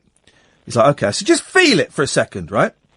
Now, look through that gap in those trees at the sun setting, right? And just really look at what that looks like. And he's like, all right. I said, now breathe in, right, and smell, because the grass was really long. He said, smell the grass, right? He said, yeah. I said, right, now look at me, and just remember looking at me, sat next to me, and we were kind of snuggled up next to each other, right? And when you're older, if you ever get that light in the same way again, or you ever smell that smell again, or you ever sat on a tree in this similar position, you should remember this exact moment and remember how special it was, just me and you, sat on a tree in the woods. Of course, he's 6 years old, he's like, yeah, whatever. But, Russ, if that worked, right, if that little seed is planted, that could be, when I'm dead and gone and long gone, right, that could be a pivotal memory in his life. Do you know what I mean? Yeah, definitely. I'll tell you something, right? Here's something to try for Thursday. Yeah, go on. You got the woods. Yeah. If you get a chance in the afternoon, right, go up the woods beforehand. Yeah. Get some little treats, like sweets, something small, right? Find it, if you can, ideally a hollow tree or something significant. Yeah. Hide the sweets there, right? Hide the swag, yeah. No, right, seriously. Yeah, no, I'm doing it. I'm there, go on. My friend's nan used to do it, and she used to take us a walk regularly down the fields, down the brook when we were kids. Yeah. We were only dead small. And there was this hollowed out tree, you know, that was rotten. And she used to tell us that, I don't know whether it was fairies or something, some creatures, the little people, something like that had left. And we used to get to this edge of this field, which is an old bomb crater, and we'd sprint as fast as we could to beat each other. She used to do it regularly to see what they'd left and see if they'd left anything for us. And it was so exciting. I mean, that stuck in my memory. And I was only about your lad's age. Russ, listen, I've got to go because I'm late for a break, but thank you, Russ. I'll have a bit of that. 0844 499 1000. That's how you do it. It may not work. It may not work. And I'll never know because I'll be dead before that little memory bomb pops up again. But I reckon if you just get the... if he's ever in that position where he's sat on a tree, or he's sat with his son, or the sunlight, or the smell, boom, that'll take him back in time. That's time travel. That's proper time travel. Well, I say proper. It's not as proper as Flight 1942. Now, that's proper time travel. This is Iain Lee. This is Talk Radio. It's a bank holiday Monday. It's, it's kind of hot and it's sweaty and it's, and we haven't got any more calls. So, I'll sit here and chat if you want. A bit bunged up. I'll sit here and chat. If you want to join in, you're more than welcome to. And if you don't want to join in, well, screw you then. I'm joking, of course. Well, then you don't have to. But it's up to you. 0844 499 1000 is the telephone number. If you call between now and 12, we will call you back. And after 12, we'll take calls straight to air. We'll take calls straight to air. I had a lovely weekend with the boys, actually, on Saturday. Was it Saturday? Yeah.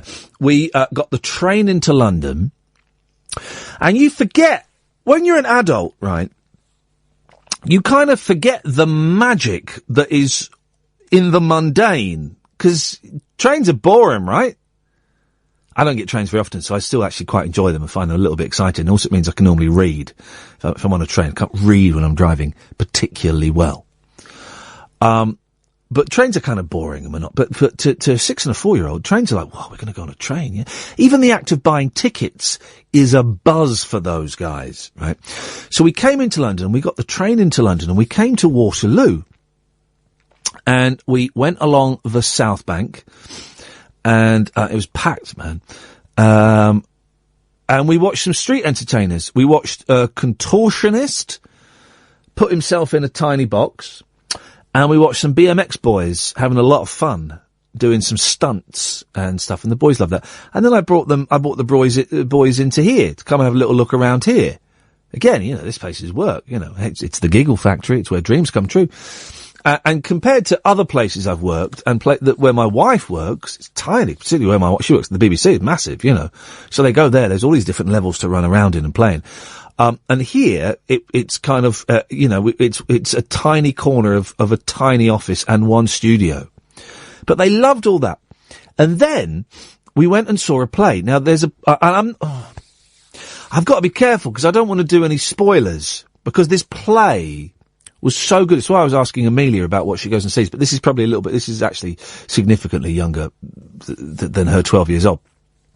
But we went to the Unicorn Theatre, right, which is this amazing theatre where they do a lot of kids' plays. It's near London Bridge in London, obviously. Yeah. And we've been to see a show there before, and we went to see a show, and now I'm wondering how much I can tell you about it, because I don't want to spoil it, but I want to convey how magical the show was. Proper magic. They created actual... 0844 499 1000. Richard, I'll be with you in a second.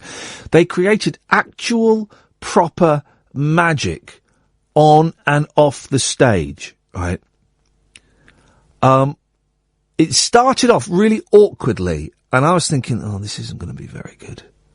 Big, long journey into town and load of money on the tickets and all of this stuff, and it's going to be rubbish. But very quickly, like 3 or 4 minutes into it, it became apparent that the awkwardness was deliberate, and that was part of the show. And once I got that, I was like, I'm in. It's like this show. We have moments sometimes. Sometimes they happen spontaneously, and sometimes I create them where it's a little bit awkward for me and awkward for you, the listener. And they were doing this with this show, and it was wonderful. And it was Septimus Bean and His Amazing Machine. Now, it's based on a book. I've not read the book. Sorry, sniffing. I'll blow my nose in it. I've not read the book, right? And I need to read the book because I imagine they did something very, very clever with it. I imagine it's one of those thin books. It's probably got about 20 odd pages, a big book. And they turned it into an hour's worth of theatre by repetition. It was flipping hilarious, right? Just for adults and kids, just hilarious, right? Just the right amount of scary. There was one moment, and I can say this, I won't say what happens in the ending, I think I can say this, and this isn't necessarily a spoiler, right? Spoiler, if you're thinking of going, then turn off for 2 minutes. Basically, this guy invents a machine, right? And he doesn't know what it does. And he keeps coming on with a different machine each time, keeps coming on with a different machine. And he had this one machine, he comes on and it's a suitcase, and he plonks his suitcase down, and at one end there's a hairdryer, and the other end there's a balloon, right? And he turns on the machine, and the hairdryer basically pumps the balloon up, really, really slowly. And it's obvious, right? The punchline is gonna be the balloon is gonna blow up. It's obvious. But knowing that's what was gonna happen made it really tense. So the machine is really loud, and they kind of started turning the volume of the machine up. They played a drone over it. So it got really, really loud. And the actors, you could barely hear what they were saying with this drone. And the lights went down and just kind of focused in on this machine. And we're sat there, all tense as anything. Because we know... Did the kids... Well, I don't know if the kids necessarily... Well, some of the kids would have known. But it's obvious that this balloon is going to explode. Now, when a balloon explodes, right, it's normally a spontaneous thing. You go, oh! What was that? However many times... Oh! What was that? Kids' parties, it's like, oh, jeez. And we're sat there, looking at this balloon, waiting for it to blow up, right? I'm tempted to do this as a 10-minute act in a comedy club. Just go on and slowly pump up a balloon until it blows up. That would be an act I'd pay top dollar to see. We're sat there, this audience of about 100 people, kids and adults, watching this balloon. This menacing drone noise is getting louder and louder, and the lights are getting darker and darker until all you can see is this suitcase with this balloon on the end. This scene went on for about 5 minutes. And then, boy, it went like that.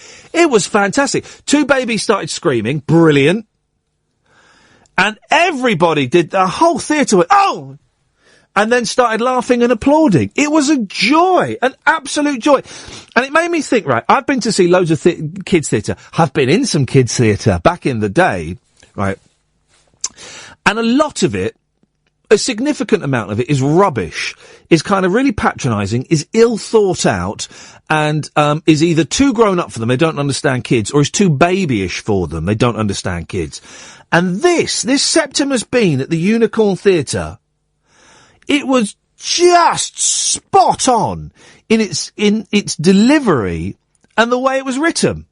Perfect. 0844 499 1000. Richard, come back to you after this. Hip, hip, hip, Richard. Ian, good evening. Good evening, Richard. 0844 499 1000, by the way, if you want to call in. Yes, Richard. Ian, long-time listener, second-time caller. Second-time caller. Why are you on speakerphone? Everyone's on speakerphone this evening. I promise I'm not on speakerphone. I've just got a terrible... My mobile has been dropped in water 1,000 times, so the quality might not be great. I do apologise to you and all the listeners. Well, apology is considered. What was the first call, Richard? The first call was on Absolute. There was a guy who called in who started off being very, very strange, and you held back on destroying him, and midway through the call, it was apparent he was not well, right. And you talked him down beautifully, and it was wonderful. It was just wonderful, and I never called into a radio station before, and I just thought I've got to ring you and say. You smashed it, basically. It was brilliant. Well, it's funny because I hadn't. I remember a lot of the Absolute show being a little bit. Mean is too strong a word. I hadn't quite got to this point in my life yet where I'm finding it easier to be nice. Do you know what I mean? I was still finding it easier to be a bit nasty and belittle people, I think. Yes. Well, I can talk about that. That's another thing I could definitely talk about. Can we be candid, Ian? Can we speak openly? Let's be candid and open, Richard. Why the hell not? Have you ever done magic mushrooms or LSD? Well, we can be candid and we can be... Why do you ask?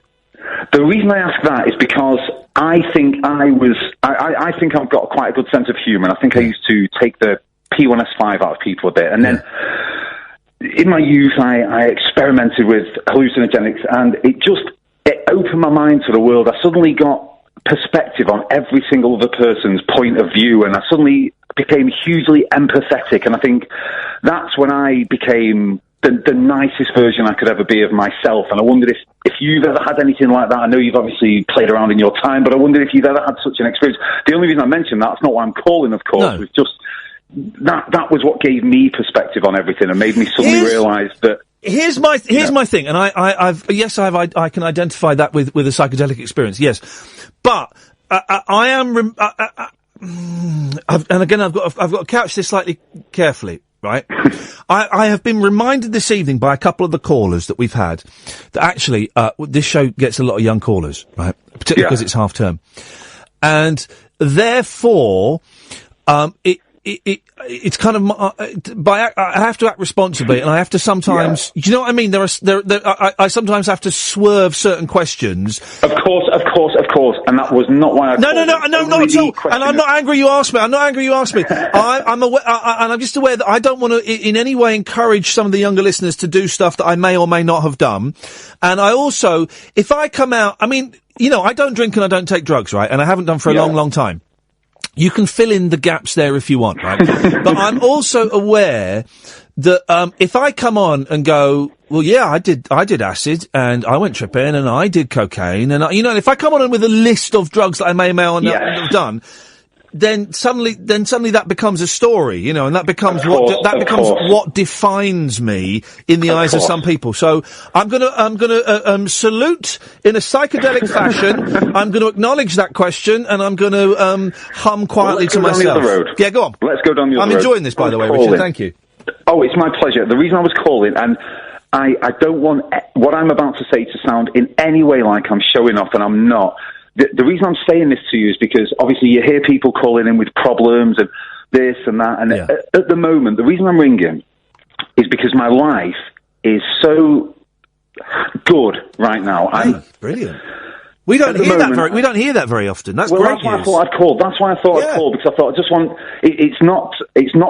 Well, half of life is luck and the other half is chance, as we all know. But at work at the minute, I'm going for this promotion, and everything's going very, very well. I proposed to my long-term girlfriend in November last year. We're going to get married next year. Wow. This weekend, we moved into our first house together that we've ever bought, and today we went outside and we took all the pictures as we brought the for sale sign down, and I don't know if I mean, obviously, I've not experienced the birth of a child or these amazing things that are going to happen on my wedding or anything else like that. But right now, the planets have aligned, and I feel just I just feel happy. I just feel so happy right now. And I just thought, why not? I listen to you every night. Why not ring in and tell him? Well, congratulations. And that will sound trite, but I genuinely mean it. And my initial thing, I'm a bit envious. I'm envious of your happiness, because that's not where I'm at the moment. But I'm also envious of all of those wonderful firsts you just listed. Those wonderful firsts, the proposing, the buying the house, the wedding coming up, the taking down the for sale sign, all of that stuff is fantastic. And I will never have those firsts ever again, and a lot of people won't. So it's okay, how am I feeling? I'm feeling slightly envious. I'm feeling slightly sad, slightly romantic, and wistful. Yeah, those are good things to be feeling. So thank you. Yeah, they absolutely are. And this is not to say that I have been in any way had this easy, and we won't even go. I will call again, and we can talk about the highs and lows of my life. But at this stage of the roller coaster that is Richard, I am at an absolute peak right now, and I'm just delighted. And I know the downs will come. But at this stage, I just thought to just tell you and just tell the listeners that obviously there's so much sadness and so much happiness out there, and I'm very, very, very lucky to be in a position where things are just superb right now. And you raise a really interesting point because it's the nature, because I'm hosting this show, I will subconsciously and consciously dictate the tone of the show, because I'm struggling a bit at the moment. The show, and also because I think it's I think it's a good thing to talk about mental health and depression and all of that stuff, right? That's kind of the tone that the show has taken. So to have someone phone up and introduce some joy, and we've had joy in the show, but introduce some genuine personal joy in a celebratory tone is brilliant. So thank you for that, mate. It's an absolute pleasure, Ian. And like I say, I shall call again when the downs come, and you'll console me, I hope. Well, don't leave it another 5 or 6 years, however long it is, Richard. No. Well, listen, I'll tell you what I've done. At the back of my new house, I have a lovely utility room where I am weaning myself slowly off cigarettes. So when I'm here and my girlfriend, fiancée, forgive me, is asleep in bed, I shall call again, and we shall discuss whatever subject you wish. Hey, just stop the smoking. Just stop it. The Alan Carr, Ian, it's filthy. Oh, it's horrible. The Alan Carr book did it for me. I had one of these vapor pens, and I dropped it the other day, and I didn't even touch a cigarette, and then now I'm just thinking, it's the evening, I'll just have one. It's a horrible, horrible habit, and I would encourage any of the young ears that are listening tonight to they're not going to hear that. They're not going to hear that. Of course they're not going to hear that, and they're going to go their own ways. The problem I have with vaping, right? Yes, it stops people smoking. Yes, it's health. It's less damaging. We don't know quite what, if any, damage it causes, but it's still promoting addiction, because people will still be addicted to nicotine. And what gets me angry, right, is it's the same companies as the cigarette companies. It's the same people behind it. If people go on to vaping, right, they're still paying the same companies money, but they'll pay them more money because they will be vaping for longer than they will be smoking, because the smoking won't kill, the vaping won't necessarily kill them. So they could be vaping off into their 80s and 90s. Well, they're not smoking. Yeah, but you're still promoting addiction. You're still taking money from people by having them addicted to something. And that just strikes me as morally bankrupt. Nobody knows what the future's going to do either. No. You're absolutely right. And, for reasons we shan't discuss, there's often cigarettes in this house, and that's when I'll occasionally go, I'll just pinch one. But a terrible thing. But of all the reason, saying how good life is at the moment, if I could, once that's gone as well, buddy, I'll call again and tell you how fantastic I'm feeling, how healthy I am. Good, do it. Listen, Richard, nice to talk to you, mate. Oh, what a pleasure, Ian. Have a great evening, and stay chipper, stay positive. Thank you, mate. Ta-ta. My pleasure. Bye-bye. There we go. Well, he's right. We don't, peak Richard.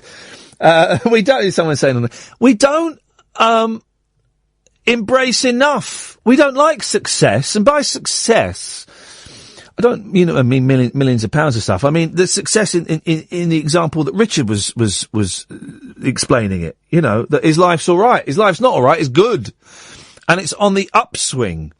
And we don't really acknowledge that enough in life in general, not just on this show. In life in general, we don't, and maybe we need to a little bit. 0844 499 1000 is the telephone number if you want to give us a call. One other quick thing about my kids. So we went and saw this play, and it was brilliant. At the Unicorn Theatre, Septimus Bean is brilliant. Absolutely brilliant. I cannot rave about it enough. And then it was near the Thames, and I said, all right, boys, well, let's go to the Thames, and we can see if we can find to get a boat trip somewhere. They said, no, thanks. I said, Daddy won't be driving the boat. If you were listening to the show last week, you'll know exactly what that's a reference to. Daddy crashed the boat that we were in. So we were heading towards the Thames, and they had one of those piazzas. You know those squares where there's like shops around it and places to sit. And they had these fountains that came out at random points. You know the ones that's not in a fountain? It's on the floor. And the boys said, can we go and run through the fountain? I said, yeah, of course you could, thinking they would just run through the dry bits. And they didn't. They ran right through the water, and they got soaking wet. And I'm just stood there going, oh, jeez. And I said, right, out of there now. Sit down. Because it was quite warm, I thought they might dry, but they were soaking wet. And I said, right, boys, I'm very angry with you. You're soaking wet. I've got no clean clothes. We haven't got time for a boat trip now. Now we need to go into Oxford Street, which I didn't want to go to, and buy some new clothes. So this is going to cost me a lot of money, and it's, scuppered our afternoon. And then I said, now that's me talking to you as a daddy. But what I think you did was really, really funny, actually. But I'm still angry. I'm allowed to be angry. But what you did was very, very funny. And then we went into central London, and I said to my eldest, here's a thing for you. Right, you know you're in trouble, right? Because what you did. Right? He said, yeah, I'm really sorry. It's okay. Did the fun outweigh the amount of trouble that you're in? And his face, you could see him considering this possibility. Did the fun outweigh the amount of trouble you're in? And he thought about it for about a minute, and he went, yeah, I think it did. I think the fun was more than the trouble. And I went, right, well, you keep that in mind, son. I thought it was very funny, but I had to tell you off. Now, let's go and buy some new clothes. Call straight to air after this. Talk Radio. Man, I'm tired. Another hour to go, though, guys. We'll take calls straight to air for the last hour of the show. Kath will come in when she's got the podcast all up and ready. If you've not listened to the last hour before, well, it's even more laid back and free-flowing than the first 2 hours. Don't call in now, okay? I'll tell you when to call in, all right? This is Iain Lee, and you're listening to Talk Radio. Late night, Iain Lee on Talk Radio. We have ways of making you talk.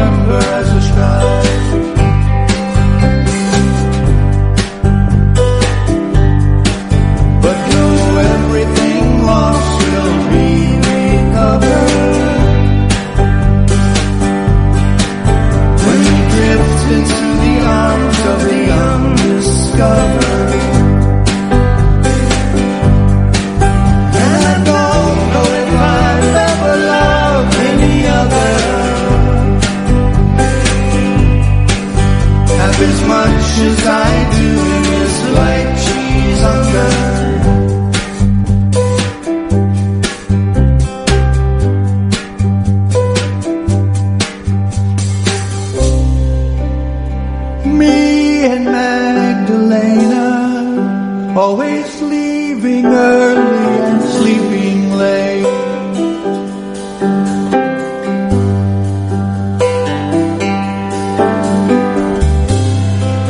Secluded in the canyon, lost within a turn of fate.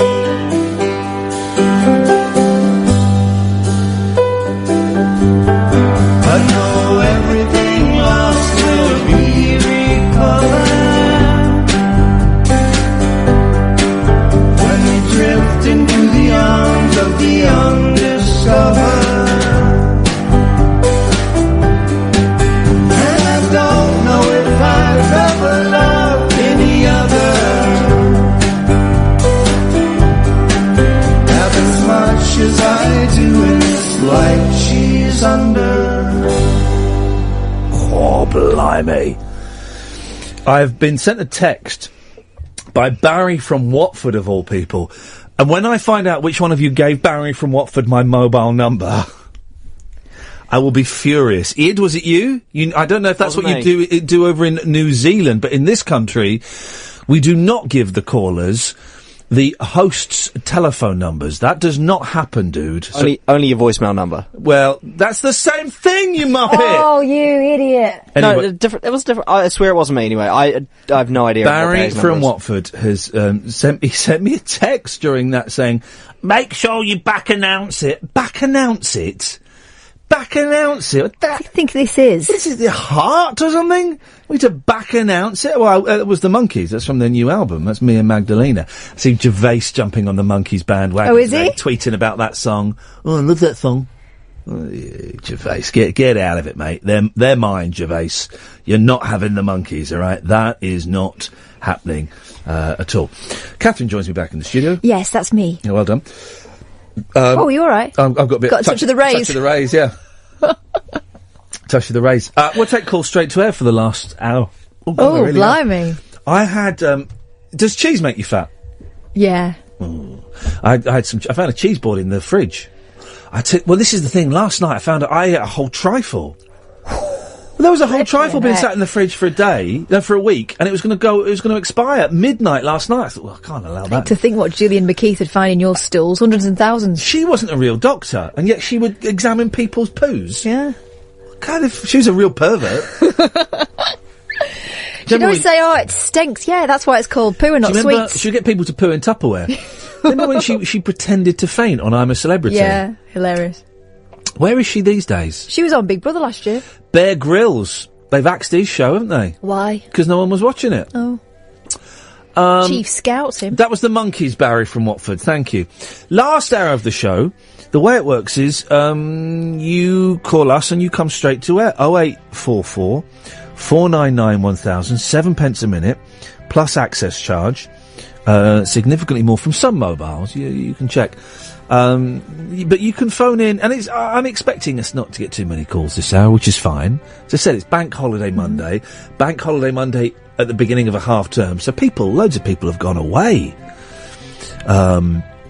on breaks and what have you. So I heard my neighbour's kids screaming across the street to the other neighbour saying, "We're going on holiday!" this morning, and then the dad going, "I'm not," just in case the burglar was listening. Burglars were listening, exactly. Yes.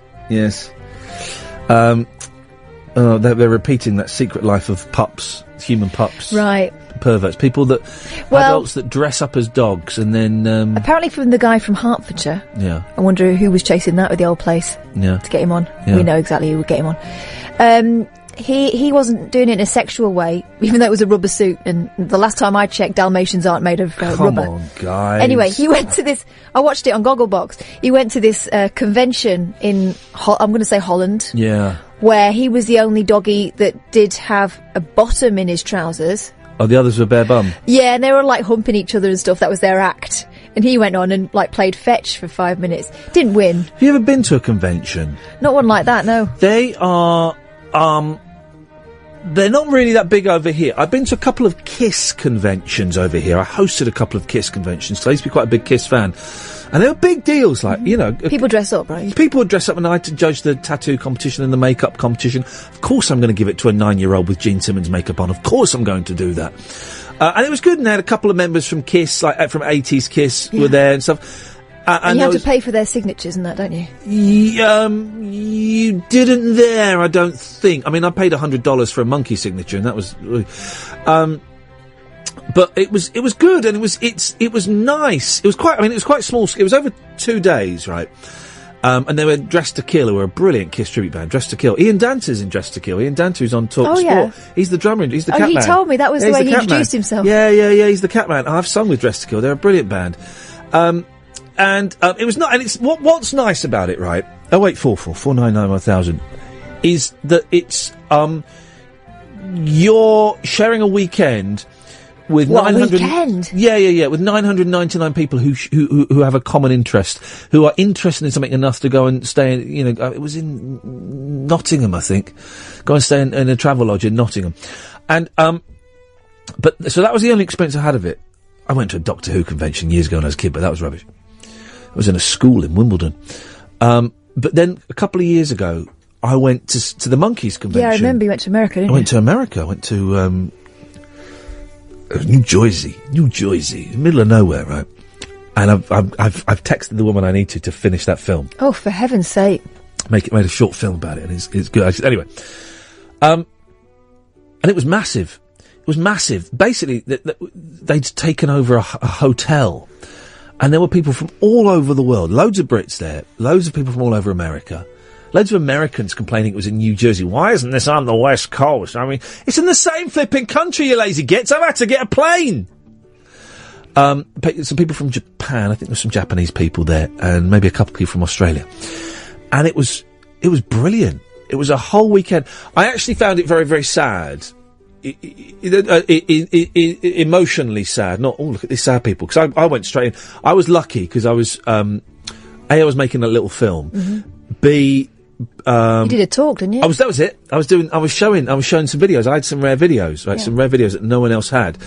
And so I gave a presentation, and on the last day, they had a panel, and they said, Ian, someone's dropped out of the panel. Eric Lefkowitz has dropped out of the panel. Would you be able to come and sit on the panel? I said, honestly, the people you've got on there are like proper experts. They said, you can just talk in your wonderful English accent, and people will love you. And they did. And it was brilliant. I spent an absolute flipping fortune there. It was brilliant sharing a weekend in a hotel with people who were all similarly minded. Do you know what I mean, Line 1? Hip, hip, hip. Hip, hip, hip. Good evening. A couple of time films for you, Ian. Yep. Don't know if you've seen them. Triangle. Oh! I love it. That is a great film, isn't it? And I watched that with very, very low expectations. Oh, it's good. We mustn't give too much away. No. That's the trouble with these films. You can't really say a lot about I them. tried to sell this film to you, Kath, and you didn't like the sound of it. It's got that Australian woman from Home and Away in it. Melissa George. Right. Fantastic. Yeah, she is brilliant in it. It is such a good film. When you get her on the right part, you can't beat her. I don't think she's good at everything. But don't know why. I don't know why that film wasn't huge, because it was dark, it was clever, and then just when you think you've got a handle on it, it just pushes it a little bit further. Wink, wink, nudge, nudge. Exactly. And I found that I watched quite a lot of it again, and then there's all sorts of little hints and bits and pieces which you don't notice. I mean, I had to read up on it a bit, but there's lots of stuff going on there. Okay, that's good.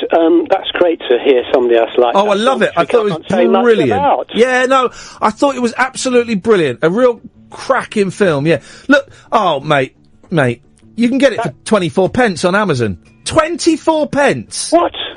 Plus 126. I'm buying that. And that will count as research towards my book.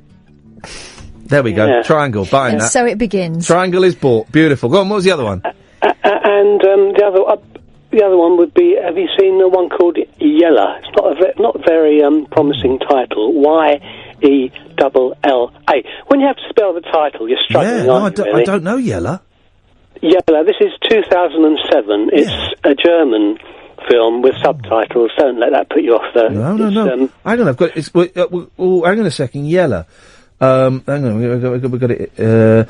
Following a near-death experience, Jella, Nina Hoss, flees her Eastern German hometown, failed marriage and broken dreams to start again in Hanover. By chance, she finds work with ambitious and determined young executive Philip. It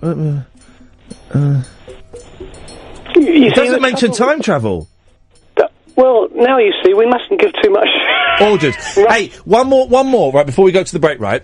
And I can't remember what it's called, so you might have to help me fill in the blanks, right? It's where a guy places an advert in a newspaper, right? And some journalists see it and think they'll do it as like a crank story, and it says, partner wanted to travel through time, must be good with weapons and fighting or something, right? Have you seen it? Well, I think it's called, what is it? Oh, flipping it. Someone on Twitter will know what it's called, right? It is brilliant. It is absolutely brilliant. And they go and interview this guy, right? And he turns out he's a nut job, right? But he's got a machine that he thinks is a time machine. And again, I can't say too much about it. Yeah. Someone will know it. Are we going to a break? Yeah, we're going to a break. Why, do you want to give us one more? Well, I'll just say one. I was just wanting to say that I have seen The Human Caterpillar. I say that for another. Jeez. And I'll end on this bombshell that I do actually have my own time machine, and I might tell you about that someday. Hip hip hip. Hip hip hip. But you already did tell us about it next Thursday. Safety Not Guaranteed is the film. Gosh. It's Safety Not Guaranteed. It's a good film. Mm-hmm. It's a really good film. Well, I look forward to you telling me all about it. 0844 499 1000 is the telephone number. 7p a minute plus access charge significantly more from some mobiles. Calls come straight to air at this point in the show.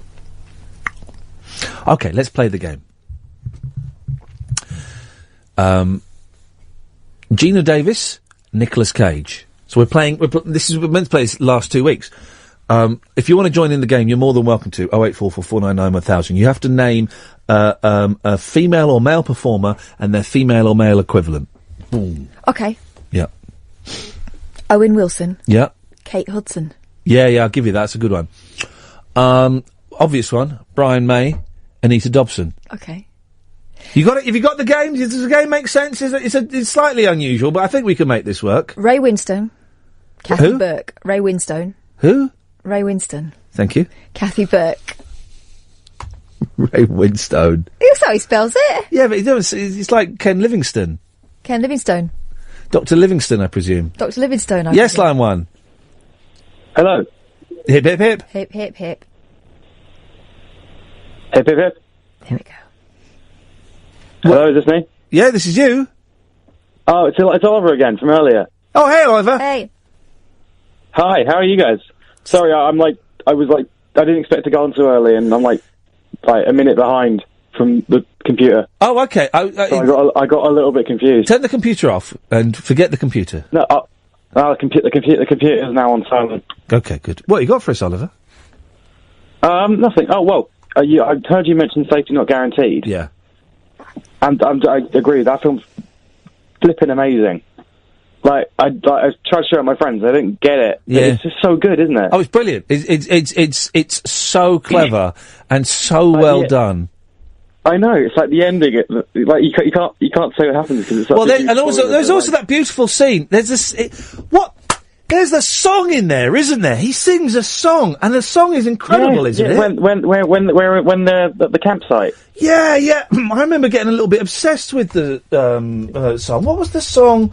I'm trying to find it now. Safety Not Guaranteed. Song. Here we go. The song was, I remember being... Here we go. Listen to this. This is... Right. Hang on. Hang on. Whack this up, Ed. Whack this up. Who's that? Is that a guitar?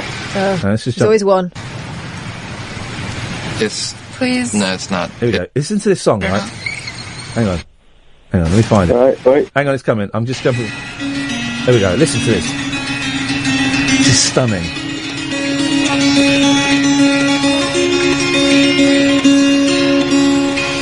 Stand straight, fall back in line, comb your hair, get to work on time.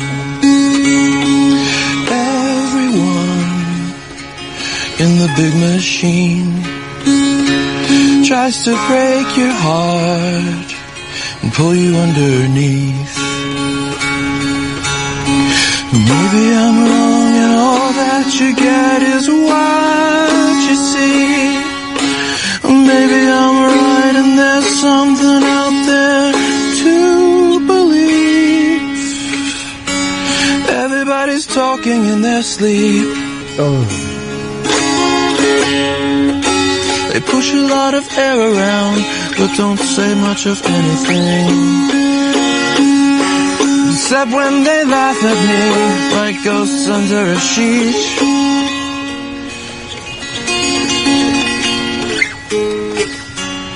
Everybody's talking in their sleep. Oh man, That's such a lovely song, isn't it? And what's great is because he's been the joke of the film. You think he's mentally subnormal and he's like this big idiot, and then I've got goosebumps, and then he just sings that, and it's stunning, isn't it? Yeah, and that's kind of the part of the film where you kind of start going, wait. Yeah. Maybe it's like what? Yeah, maybe there's more to this fella than there's. Oh, I've just ordered it on DVD, exactly. so I'm having this again this week. Yeah. I think it was on Netflix when I saw it. I think, still there. yeah, I don't think it's on Netflix anymore. It was. Thank you for that, Oliver. You reminded. I'm glad you reminded me of that song because that's a cracker. It is, isn't it? Yeah. You're welcome. Nice one, man. Anything else? There was something in my head and now I've forgotten it. Don't matter. You can go back again if you remember it. Thank you for that. Good song, huh? Ralph Fiennes. Oh yeah. Kristen Scott Thomas. Oh yeah, that's a good one. That's a good one. All right. Oh gosh. Okay, I'm kind of out already. This is a really tough game, and I invented the rules to this, and it's a toughie.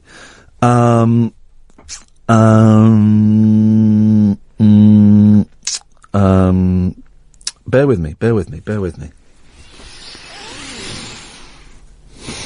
Oh, hang on a second. Saved by the bell. Yes, line 1. You're on the wireless. Kids on half term don't do mushrooms. If you do, you might end up going to a KISS convention. Yeah, that's and that's the truth. Thank you for that. Thank you. I appreciate that.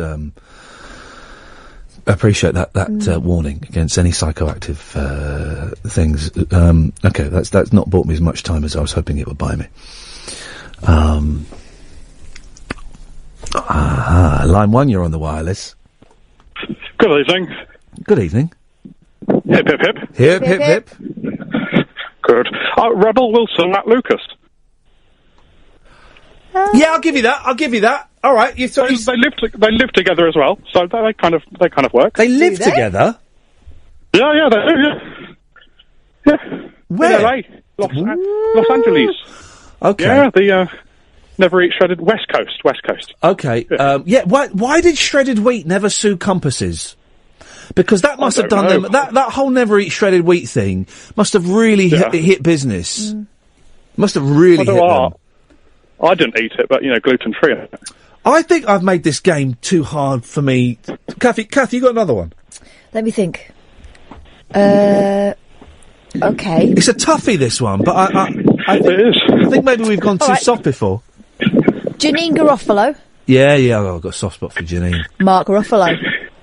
Yeah, I'll give you that. Ooh. They're both short. They're both short, kind of cute, and deep. What about Keira Knightley and Eddie Redmayne? Oh, yeah. Oh, you guys are good at this. They're there. They're in. They're done. You guys are good at this. All right, come on, let's do another one. You can do another one. Okay. I can't think of any. All right, here we go. Helena Bonham Carter is a massive farter. And Richard E. Grant. Or is that no? No. All right, Helena Bonham Carter. Who would she be? Helena Bonham Carter. She's Johnny Depp. Johnny Depp. All right, Richard E. Grant is a bit more kind of. He's another Kristen Scott Thomas type, isn't he? He's that kind of one. What about Kate Beckinsale? Oh. Hang on a minute. Line 2, you're on. Male and female equivalent. Jodie Marsh and David Furnish. Oh, God. No, I'm not having that, computer lady. Here we go, on the text. Wear a belt dress. Judy Dench, Dame Judy Dench, and Sir Derek Jacobi. Yes. Yeah, I'll have that. It's a good game, but I think I might have invented a game that's too highbrow Charles for me. Dance. Yes. And Dame Maggie Smith. Yeah. Well, about Judy Finnegan and Michael Ball. No? Michael Balls. Well, Richard and Judy are they're the opposite of each other. They're the ones. Yeah. Michael Ball is more... Danny LaRue. No, they're both men. Well, only part of the time was Danny LaRue a man. When he was a woman, he was not. Michael Ball is more like... Elaine Page. Yeah. Yeah. Well, I've made a game that's too hard for me to play. You need to give it a bit more thought. I need to give it a little bit more thought, something I tend not to do. 08444 499 1000 is the telephone number if you want to give us a call. 08444 499 1000 is the telephone number. If you want to give us a call, then you can, and if you don't, then that's fine. It's half term, and I know we've got lots of young people listening, and that's beautiful, and dig all of that, man. There's not a lot in the papers. There's there's the monkey that got shot. 200,000 people have Well, you know why. Twitter. It's been pile-on, won't it? 200,000 people have signed a petition saying they want the parents of the 4-year-old child that fell into the monkey enclosure. I bet PETA have jumped on it. To be done for Charged, manslaughter or something, which is nuts, really. I mean, if how did he get in there? You got to wonder. But if my kid was getting picked up by a monkey, I'd go and smack it over the head with a bottle. If a dog was biting my kid, I'd kick it in the face. If it wouldn't let go of it, I'd kick it in the face, and then deal with the consequences. Wouldn't you? Yeah, I wouldn't put the finger at the bum, no, because you got. I wouldn't do that. If I had to, I would. Yeah. You would just find yourself in the middle of it, wouldn't But you? if a dog was attacking my kid or my dog and was locked on and would not let go, I'd kick it in the face. Not a problem with that. Kick it in the face. As soon as the kid was free, I'd lift the kid up in the air. The dog can bite me for all it's worth. I'll kick the what's it out of it, and then the owners can come and sue me. Sue this. And kick them in the face. Wow, there's a lot of kicking going on. I'll kick everyone in the face. It's an imaginary scenario. I wouldn't. Yeah, shoot the monkey. All right, it's an endangered species, right? All right, and it's sad, right? And the kid shouldn't have been in there. But the kid was in there. Surely, right, this is obvious, right? But and I know some people that would disagree with this. The kid is more important than the monkey, right? Right? Oh, there's only 25 of these monkeys around. How many kids are there? Can you imagine the furore if they'd have just stood there while the kid got ripped from limb to limb? They waited 10 minutes before shooting it as well. 10 minutes? Imagine there's one of your girls there for 10 minutes. No. Yes, line one. Hip, hip, hip. Hip, hip, hip. I'm mainly calling to apologise to you. Oh, what? Pourquoi? I used to watch the 11 o'clock show back in the day. I should be apologising to you then, sir. Well, back then I would have been about 14, 15-ish, I would guess. Yeah. Who's that laughing in the background? That's... Who's that? Come on. Bizarrely, my dog. Your dog? Your dog's laughing? Your dog is laughing in the background at you. Jeez. What a cruel dog. He's crying at the door. Okay. All right. Go on then. Yeah, so back in the day, obviously, you got pretty much your 4 channels and whatever was on. Yeah, I know. Tell that to kids these days. They don't understand it. But you could watch stuff on your phones, yeah? What? We didn't have pocket telephones then. We did. They were rubbish. So yeah, I used to watch 11 o'clock show. Really enjoyed it. Yeah. And then totally lost track of your career. No offense. No. Listen, me as well, mate. I don't know what went wrong. And then this is the interesting weird thing. There's no reason at all. Whenever your name came up, something in my head just went, "What a tool!" Yeah. And I can't even understand why. No, it does. It does, though. Obviously that's upsetting to me that is the case. But then I have people who pop in my head. I mean, I'm looking at Catherine now, and the first thing I think is, oh, what a plum. Well, this is a weird thing, and now I'm wondering if there's anybody else that I've done the exact same thing with, and I'm I'm doing it now. What triggered it.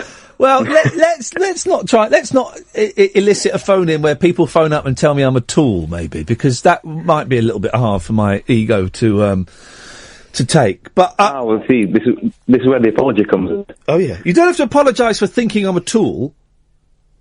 No, I feel I do. Why? Well, you don't have. Why do you feel you have to? How do you know I'm not a tool? In the context of what you present on the radio. Oh, probably accurate. Okay, well, yeah, well, you don't need to apologise for that, for thinking I'm a tool, but loads of people think I'm a tool, and I think loads of people are, we all Stop looking at me when you say that. No, okay, but we think that people are tools, particularly people on TV and radio that we don't know, and, most of the people I've met that I thought were tools were really nice people in the end, and weren't tools, apart from Daniel Bedingfield. He was a tool. He is a massive tool. But, well, get on. I was going to say, the thing is, though, the interesting thing is, I can't even work out at what point that was sparked in my mind. Because I used to really enjoy the 11 o'clock show. Yeah.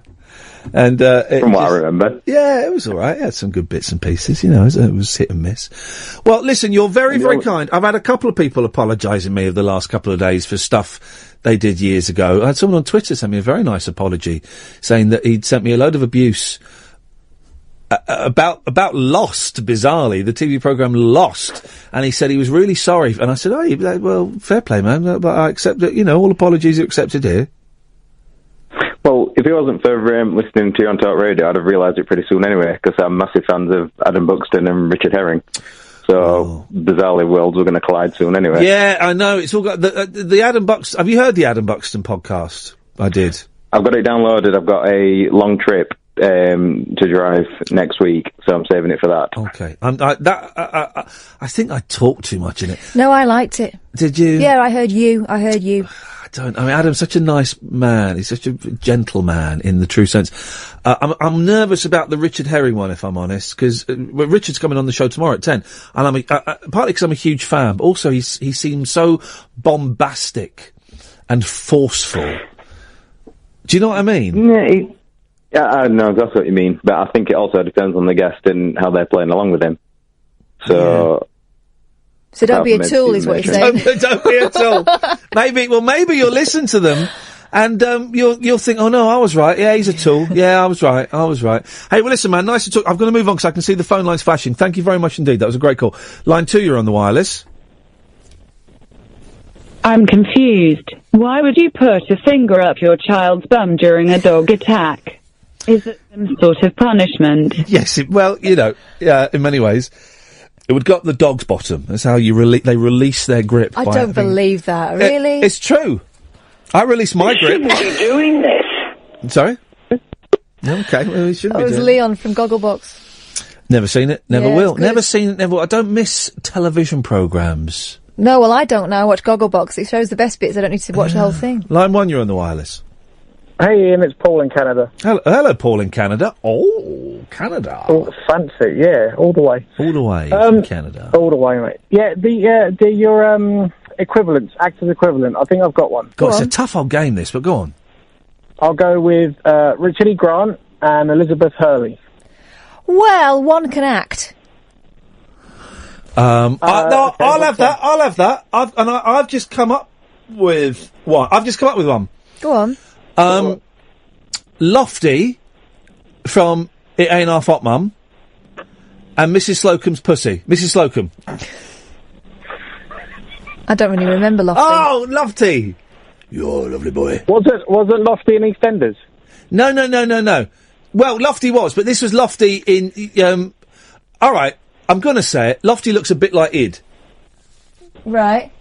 Because Ed looks like a young Alf from Home and Away, doesn't he? No, he looks like Don Estelle. Stone of Flaming Crows. It looks like Don Estelle. Let me get you a picture. Hang on, let me get you a picture of Don Estelle. Don Estelle. There we go. Let's get a picture. I was thinking about... I don't know. Don Estelle is Lofty. There he is. There he is. There's Ed. I can kind of see that. Even I'm going to admit to seeing that. Was that the really short guy? Yeah! With the bottle-bottom glasses. Yeah. Don Estelle. Okay. But I was thinking about Liz Hurley too, what her alternative would be, but I couldn't think of anyone quite as wooden. Hey, I'm going to say it. Liz Hurley is one of the most beautiful women in the world. She's not. No, she is. No, she is. She is one of the most beautiful, sexy, and I don't mean slutty, I mean sexy, really sexy, beautiful women. Do you agree with me, Paul? She had a lot of work done. Yeah, I bet she has. Oh, you. But honestly, I think she is so beautiful. I tell you, another woman is beautiful. The two most beautiful women in the world. Liz Hurley and Nicole Kidman. Oh, I don't get it. No, I don't think so. No, mate. Well, then that makes it even easier for me then to move in on her. Nicole Kidman, and I watched her on I watched her on in a film on a plane, right? And I just watched that. It was like, I don't want to watch this film. It was her and James Bond and zombies or something, right? I thought, I don't want to watch this. I watched it. I fell completely head over heels in love with her. She is stunning. I don't get it. And Shania Twain. Those three. Well, that I understand. Those three. I'll give you that. I understand Shania Twain. I don't understand Nicole Kidman. And I don't understand Liz Hurley. Well, good. But, so, go for it. Makes it easier. Paul, thank you very much indeed. Because obviously if I cracked on with them, they would definitely turn. 0844 499 1000.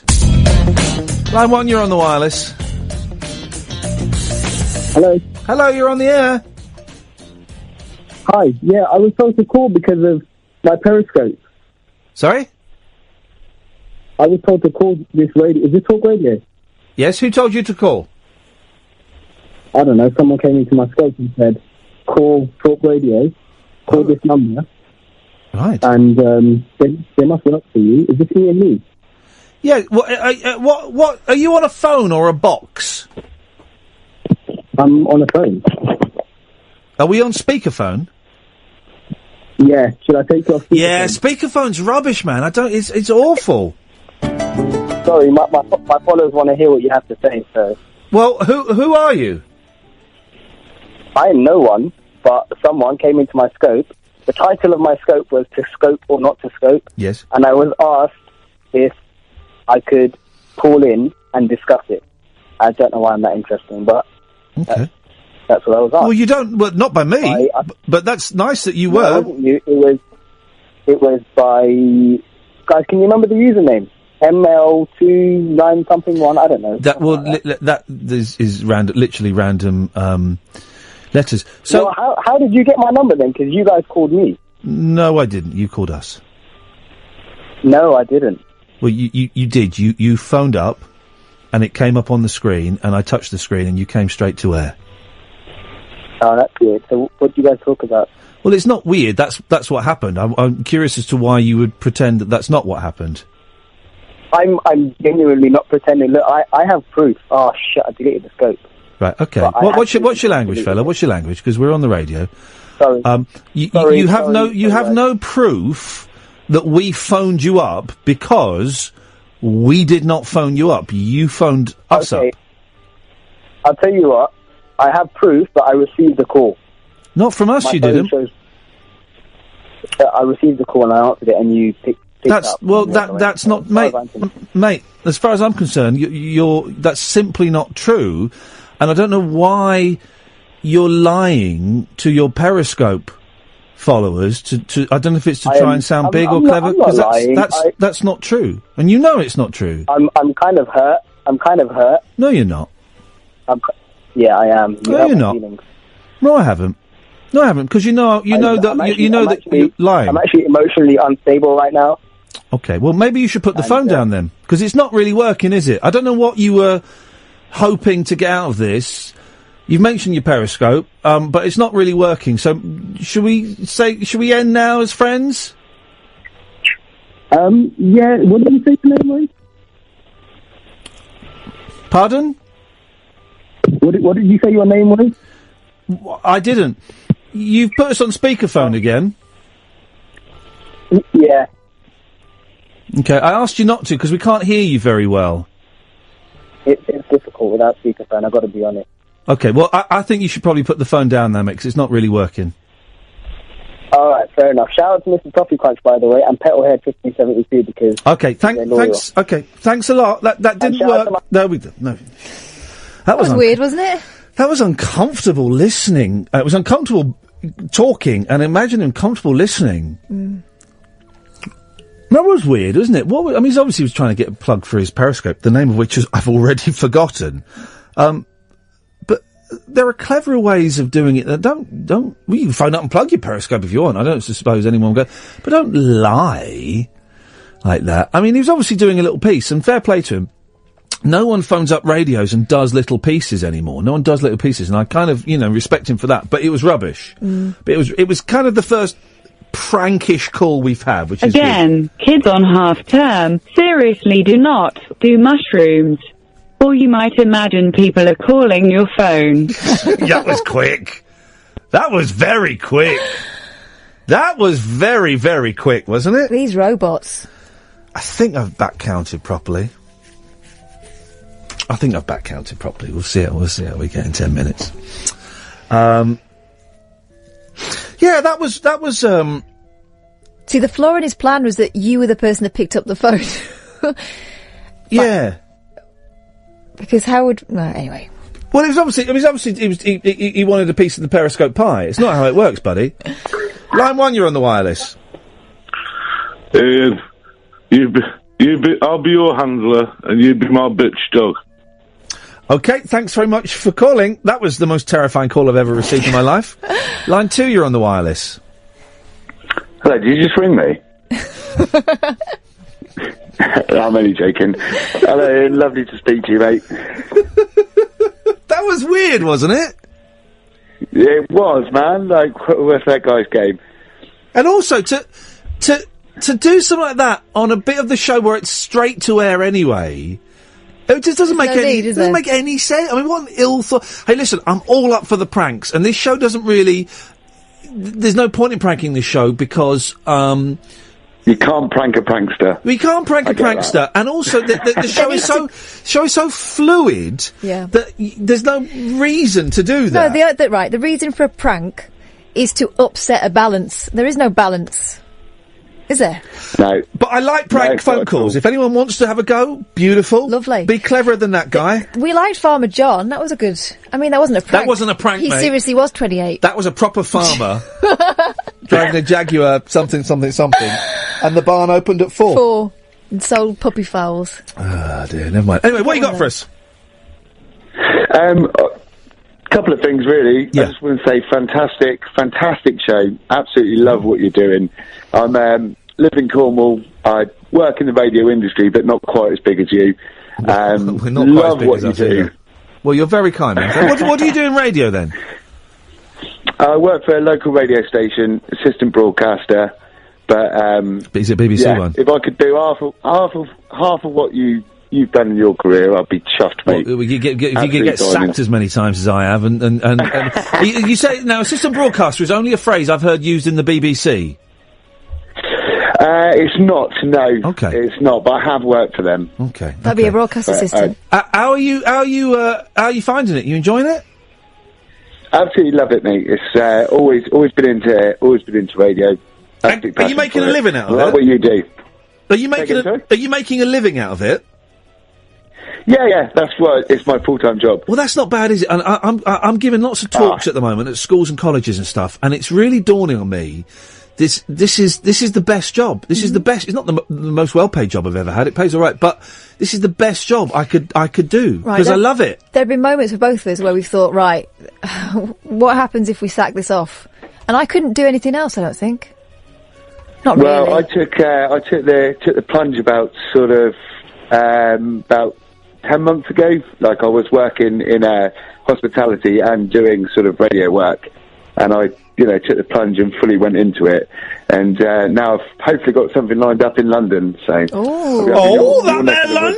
Oh, well, fingers crossed, man. I hope it works out because if if you love it, honestly, I think there's nothing like radio. There's nothing like it. It's much better than TV in terms of the control you get and the spontaneity of it and the instant reaction you get to it. So I wish you the very best of luck, man.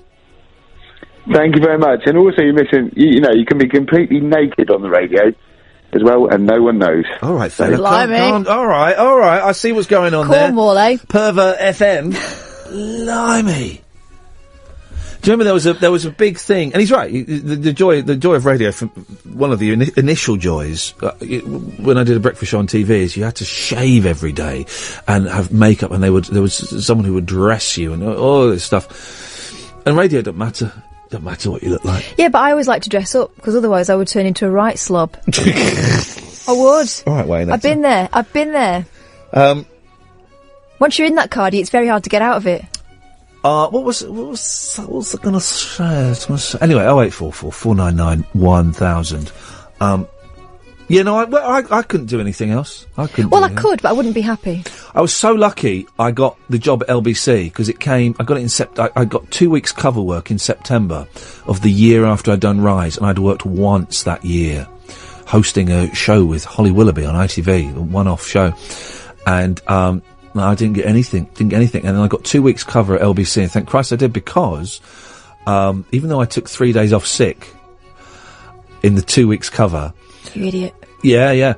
They offered me a job. And if I hadn't have got that job, I was skint. I was living like a lunatic. I'd spent all my money, all my savings, couldn't pay a tax bill I had coming up. Boy, oh boy, it was really, really tight. And if that hadn't have come up, I would have been screwed. Mm-hmm. I would have been Simon D getting a job as a bus driver. There's a reference for the kids. 0844 499 1000 is the telephone number. Last, few minutes. The dying embers of the show. I've only got one other story written down. Go on, let's talk about it. I don't know what it is. I can't read what I've written. It's page 19 of the Mail. Let's have a little look. Oh, it's these idiots, yeah. Oh, they live with a bear. Look at these idiots. The day that a monkey's been shot because he tried to have it away with a child. No, he didn't. We don't know that. We don't know what would have happened. So honestly, they're up. I know people who are listening who will go, well, an animal's life is just as if not more important than a human's. No, it's not. Okay. No, it's not. Put your kid in there. Human every single time. Human every single flipping loads of children. Shut up. Shoot the monkey straight away. Rescue the kiddie. Then there's these idiots. What, are they Russian? Yeah, I could tell from his face he was a Russian. Let me see. Look at his Russian face. Oh, yeah, for sure. That bear one day is going to turn around and rip their heads off. Yeah, and then of course. they'll go, oh, we never saw that coming. Yeah, of course it is. He's going to destroy them. I would say, I never saw that coming. He never saw that coming. Bear was like a good friend to him. I never saw it coming. But I will still not shoot bear, even though he eat husband's face. It's not every day a 47 stone, 7 foot brown bear joins you for tea. Actually, it is for Russian couple Svetlana and Yuri. I knew she was going to call Svetlana. Well, listen to her last name, Pantilinko. They adopted their cuddly giant as a cub and named him Stepan. While they stopped short of telling him not to put his furry elbows on the table, Stepan... What? They deserve to be eaten alive. They watch too much Paddington. Yes, line one. Good afternoon. Well, Globule. There we go. There's something I didn't think I would hear. Catherine, pick a national anthem, any national anthem from any country. Okay. Well, let's go Russia. Can you do the Russian national anthem? It's not one of the ones I've learnt off heart, but I've got the book in front of me. Oh, there you go. Well, which are the ones you've learnt off heart? There are 25 to choose from. You can't sing the Spanish one because it's got no words. Res flamurita per bascuar, manye de shir, manye chelim, te ji that yodup ko betuar, te living besen per spetim. Pre lufte vecha julargo, het juste lindur travetor, kusheste burre, nuk friko het, povdes signe de schmor. Nice to speak to you, John. Globule. We'll speak again when we've got more. If you call before 12, we call you back, all right? vestibule. Thank you very much indeed. That's John Looney. I've not spoken to him. What's with the Buell? I've not spoken to him in 8 years. Isn't it funny? Isn't it funny how these, he was tweeting, I thought he won't phone. And he did. He flipping phoned. What's with the globules thing? He's nuts. Oh, that's just... He's nuts. Okay. Met him once. And? He's nuts!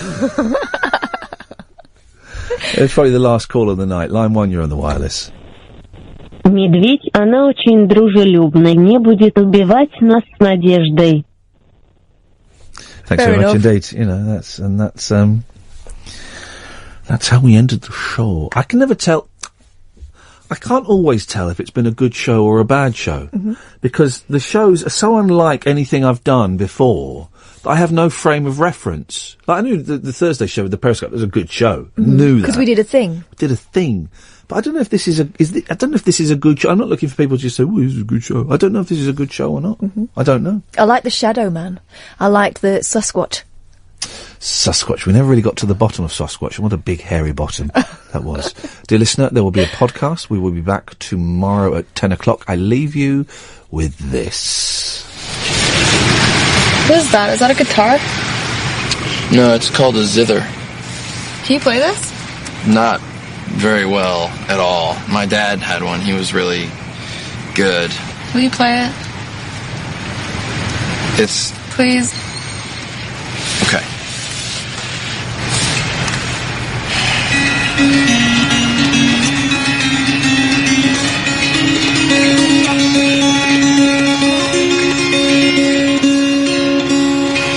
Stand straight, fall back in line, comb your hair, get to work on time.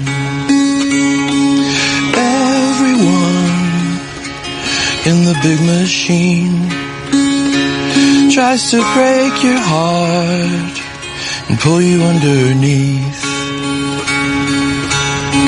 Maybe I'm wrong and all that you get is what you see. Maybe I'm right and there's something out there to believe. Everybody's talking in their sleep. They push a lot of air around, but don't say much of anything. Except when they laugh at me like ghosts under a sheet.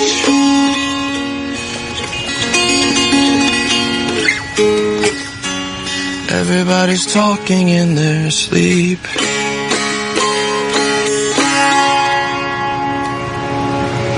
I messed up a bunch of parts, but that's basically what it is. So good.